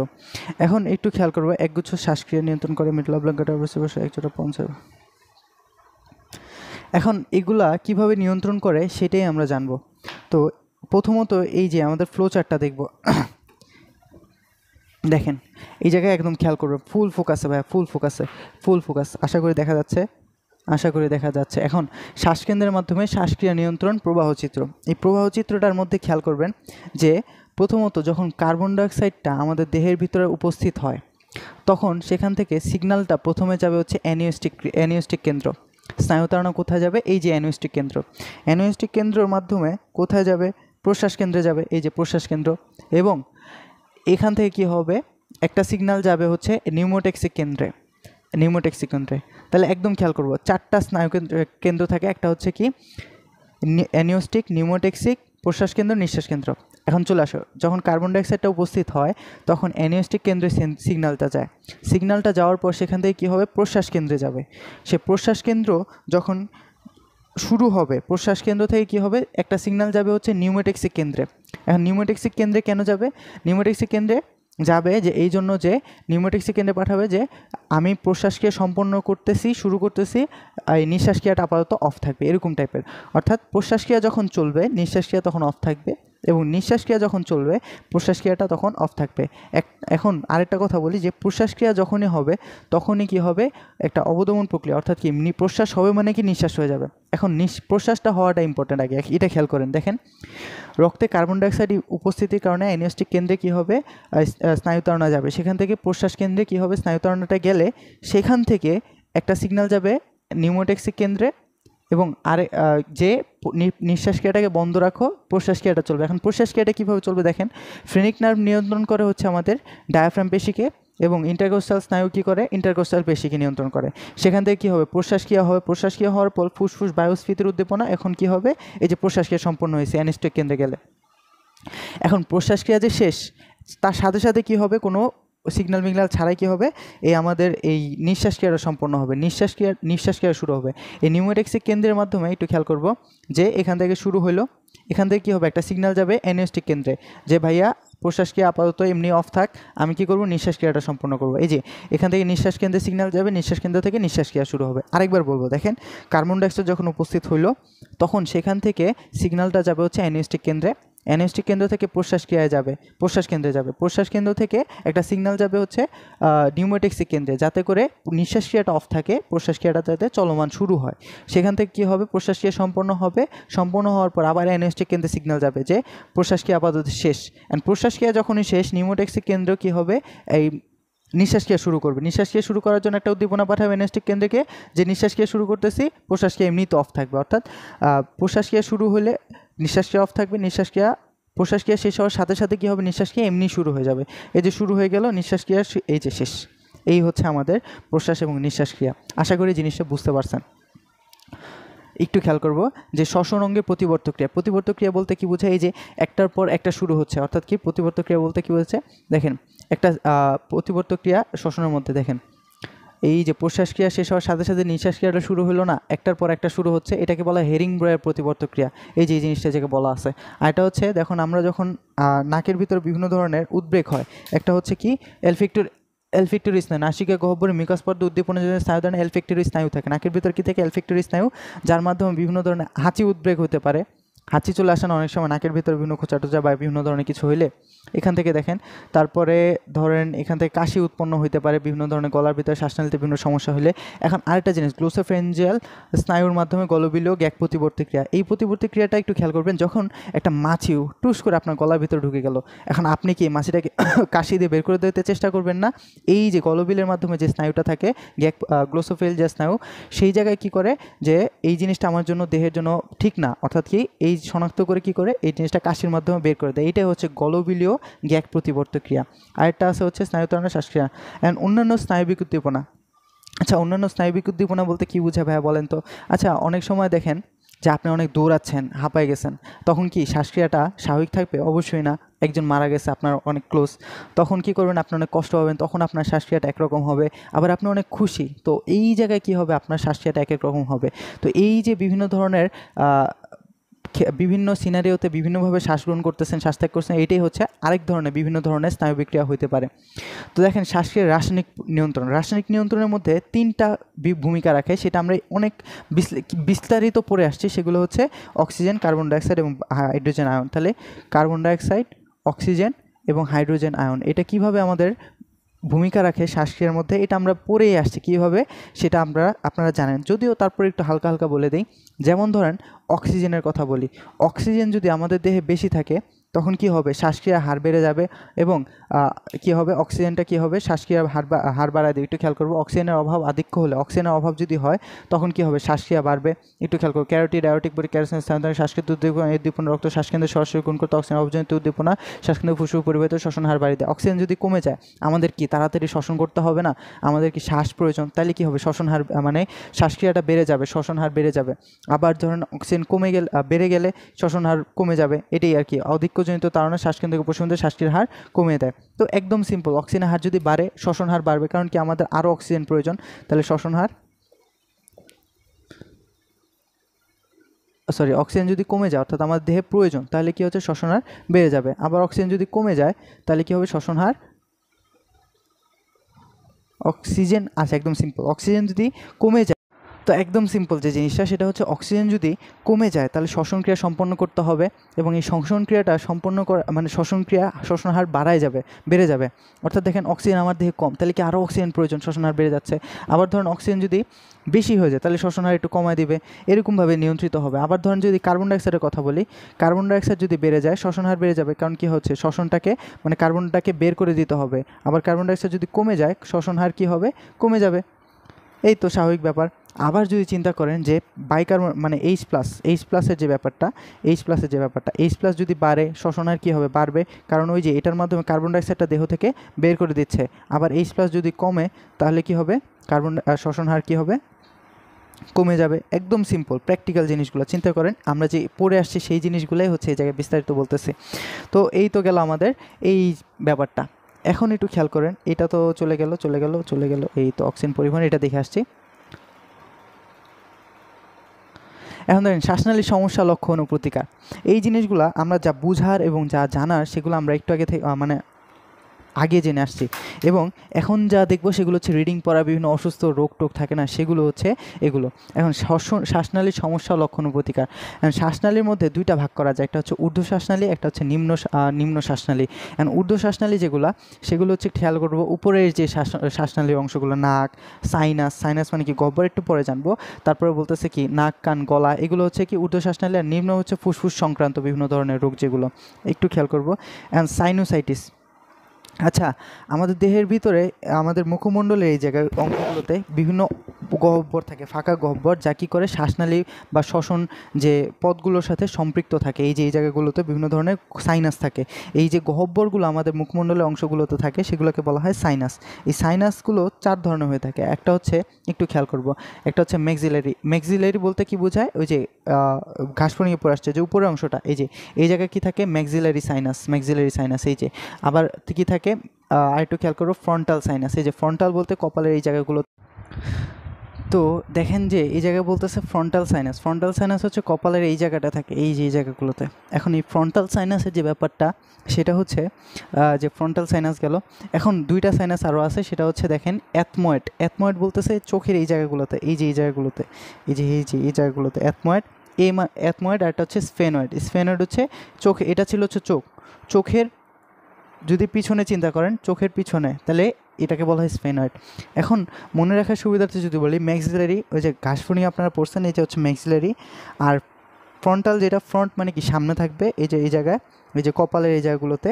আর অ্যাথময়েড, এ শব্দটা আগে আসতেছে না, অ্যাথময়েড বলতেছে কি, এই যে এই জায়গায় সামনে, চোখের সামনের দিকে এই জায়গাগুলোতে। এবং স্ফেনয়েড হচ্ছে পিছনে, এই যে পিছনে, এই যে চোখ, এই যে পিছনে। ওকে, গুড। এখন এগুলোর ভিতরে কি হয়, যখন এই সাইনোসাইটিস বলতে কি বোঝায়, যখন এই জায়গাগুলোতে, অর্থাৎ এই সাইনাসগুলোতে বিভিন্ন ধরনের জীবাণু বা ভাইরাসের আক্রমণ বা সংক্রমণ ঘটে, ব্যাকটেরিয়ার সংক্রমণ ঘটে, বা বিভিন্ন ধরনের জীবাণুযুক্ত রস এই সাইনাসগুলোতে ভর্তি হয়ে যায়, তখন সেই অবস্থাটাকে বলবো হচ্ছে সাইনোসাইটিস। এখন একটু খেয়াল করি, এই সাইনোসাইটিস হচ্ছে 2 প্রকার হয়, একটা হচ্ছে অ্যাকিউট আর একটা হচ্ছে ক্রনিক। অ্যাকিউট যেটা, সেটা হচ্ছে 4 থেকে 8 সপ্তাহের মধ্যে, অ্যাকিউট মানে নর্মাল, যেটা 4 থেকে 8 সপ্তাহের মধ্যে পর্যন্ত এই ব্যাপ্তি থাকে, এবং সাইনোসাইটিস স্থায়িত্বের উপর 4 থেকে 8 সপ্তাহে স্থায়িত্ব থাকে। এবং ক্রনিক যেটা, সেটা হচ্ছে একটু ক্রিটিক্যাল, 2 মাসেরও বেশি থাকতে পারে। এখন এই সাইনোসাইটিসের ভাইরাস, ব্যাকটেরিয়া, ছত্রাক, এমনি অ্যালার্জিজনিত বিভিন্ন মিকাস পর্যায়ে প্রদাহ তাকে সাইনোসাইটিস বলে। এখন সাইনোসাইটিসের কারণ, এগুলোর ভিতরে বিভিন্ন ধরনের ভাইরাস, অর্থাৎ কি এই যে ভাইরাসগুলো, হিউম্যান রেসপিরেটরি সিনসাইটিয়াল ভাইরাস, তারপর হচ্ছে প্যারাইনফ্লুয়েঞ্জা ভাইরাস, নিউমো ভাইরাস, তারপর হচ্ছে স্ট্রেপ্টোকক্কাস নিউমোনিয়া ভাইরাস, তারপর হচ্ছে হিমোফিলাস ইনফ্লুয়েঞ্জা ভাইরাস, তারপর হচ্ছে বিভিন্ন ধরনের ঠান্ডাজনিত, অ্যালার্জিজনিত কারণ হতে পারে। দাঁতের ইনফেকশন, দাঁতের সাথে কিন্তু সাইনাসের একটা সম্পর্ক আছে, নাকের সাথে, কানের সাথে, এগুলো কী হয়, প্রত্যেকটা এই মুখমণ্ডল বা শ্বাসনালীর সাথে, এই শ্বসনতন্ত্রের সাথে কী হয়, এগুলোর সম্পর্ক আছে সাইনাসগুলো। হাঁপানির সময় দীর্ঘস্থায়ী সাইনাস, এগুলো রিডিং দিবা। ইউস্টেশন নালীর সাথে সামান্য অসুখতা, এগুলোর মাধ্যমে হয়ে থাকে সিস্টিক ফাইব্রোসিস, এগুলো দেখে নিবা আর কি। রোগের লক্ষণ, লক্ষণগুলো কি, নাক থেকে হলদে সবুজ বর্ণের ঘনতল বের হবে, পুজ রক্ত থাকতে পারে, দীর্ঘ বিরক্তিকর মাথা ব্যথা লেগেই থাকতে পারে। এবং এই যে একটু খেয়াল করবো যে এই সাইনোসাইটিস যারা আছে তাদের কিন্তু এই মাথা ব্যথা হয়, অনেক মাথা ব্যথা এবং বিভিন্ন ধরনের সমস্যা হয়ে থাকে। তারপর নাক বন্ধ, নিঃশ্বাসের সময় নাক দিলে বাজে গন্ধ বের হয়। তারপর হচ্ছে মুখমণ্ডলে অনুভূতিহীন মনে হয়, মাথা ব্যথার সাথে দাঁত ব্যথাও হতে পারে। তারপর একটু খেয়াল করবো,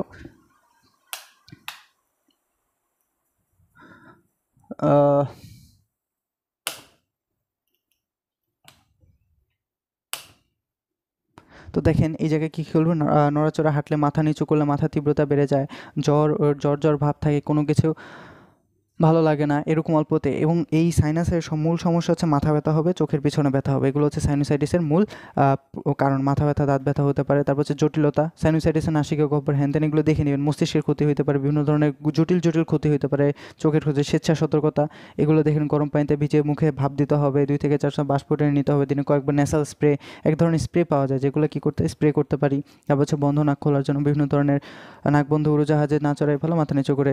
ওষুধ প্রয়োগ, বিভিন্ন ধরনের ওষুধ থাকতে পারে, ডাক্তার চিকিৎসা নেবেন, পরামর্শ নেবেন, এই তো।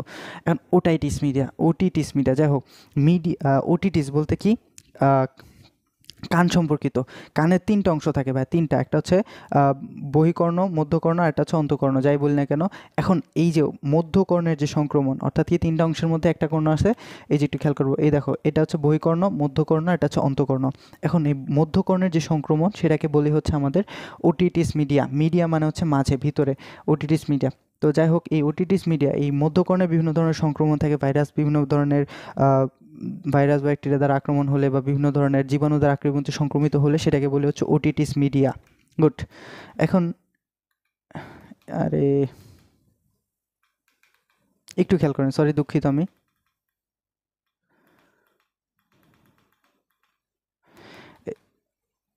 এই জায়গায় দেখেন স্বল্পস্থায়ী অ্যাকিউট ওটিটিস মিডিয়া মানে স্বল্প দিনের জন্য থাকবে 2 থেকে 4 সপ্তাহ। তারপর হচ্ছে দীর্ঘস্থায়ী 2 থেকে 4 সপ্তাহের বেশি হলে সেটাকে বলি হচ্ছে আমরা অ্যাকিউট। এখন এর কেন স্বাভাবিক, এই দেখেন স্বাভাবিক মধ্যকর্ণ, এই যে এটা হচ্ছে সংক্রমিত, অর্থাৎ কি বিভিন্ন ধরনের জীবাণু টিবাণু আছে সেটাকে বলি। এখন এগুলোর ক্ষেত্রেও কি বিভিন্ন ভাইরাস আক্রমণ, কক্কাস ব্যাকটেরিয়া আক্রমণ, মধ্যকর্ণে বিভিন্ন ধরনের এডিনয়েড। এডিনয়েড একটা কি, এটা হচ্ছে লসিকা গ্রন্থি টাইপের কিছু একটা, লসিকা গ্রন্থি, মাতৃদুগ্ধ পান করে কম্পাউন্ড করা ভালো, এই যে এডিনয়েড। এডিনয়েড ওটিটিস মিডিয়া কাদের বেশি হয়?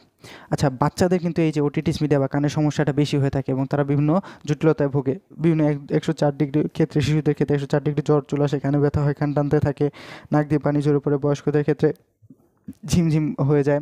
ওটিটিস মিডিয়ার জটিলতা হচ্ছে কানের পর্দা কী হয়, ফেটে যেতে পারে। ছিদ্রপথে, মধ্যকর্ণে, গাঢ় তলপথে কানে কম শুনে। অবশ্যই স্বাভাবিকভাবে কানের সমস্যা হলে কানে কম শুনবেই। কানে কম শোনার কারণে শিশু সহজে কথা বলতে শিখতে পারে না। স্বাভাবিক, না শুনলে শিখবে কীভাবে? উপদেশ, অপ্রয়োজনীয় চুলকানিরই হ্যান ত্যান, এই প্রতিরোধ, বিভিন্ন ধরনের ওষুধ, অ্যালার্জেন জাতীয় ওষুধ। এখন একটু খেয়াল করবেন, শিশুকালে conjugate vaccine, pneumococcal conjugate vaccine, এই যে ভ্যাকসিনটা গ্রহণ করে কী করে স্টেপটোকক্কাস নিউমোনিয়া সৃষ্ট ওটিটিস মিডিয়া রোগের বিরুদ্ধে প্রতিরোধ গড়ে তোলা যায়। এটা এমসিকিউর জন্য ইম্পর্টেন্ট, দেখে নেবেন। প্রতিকার দেখবেন।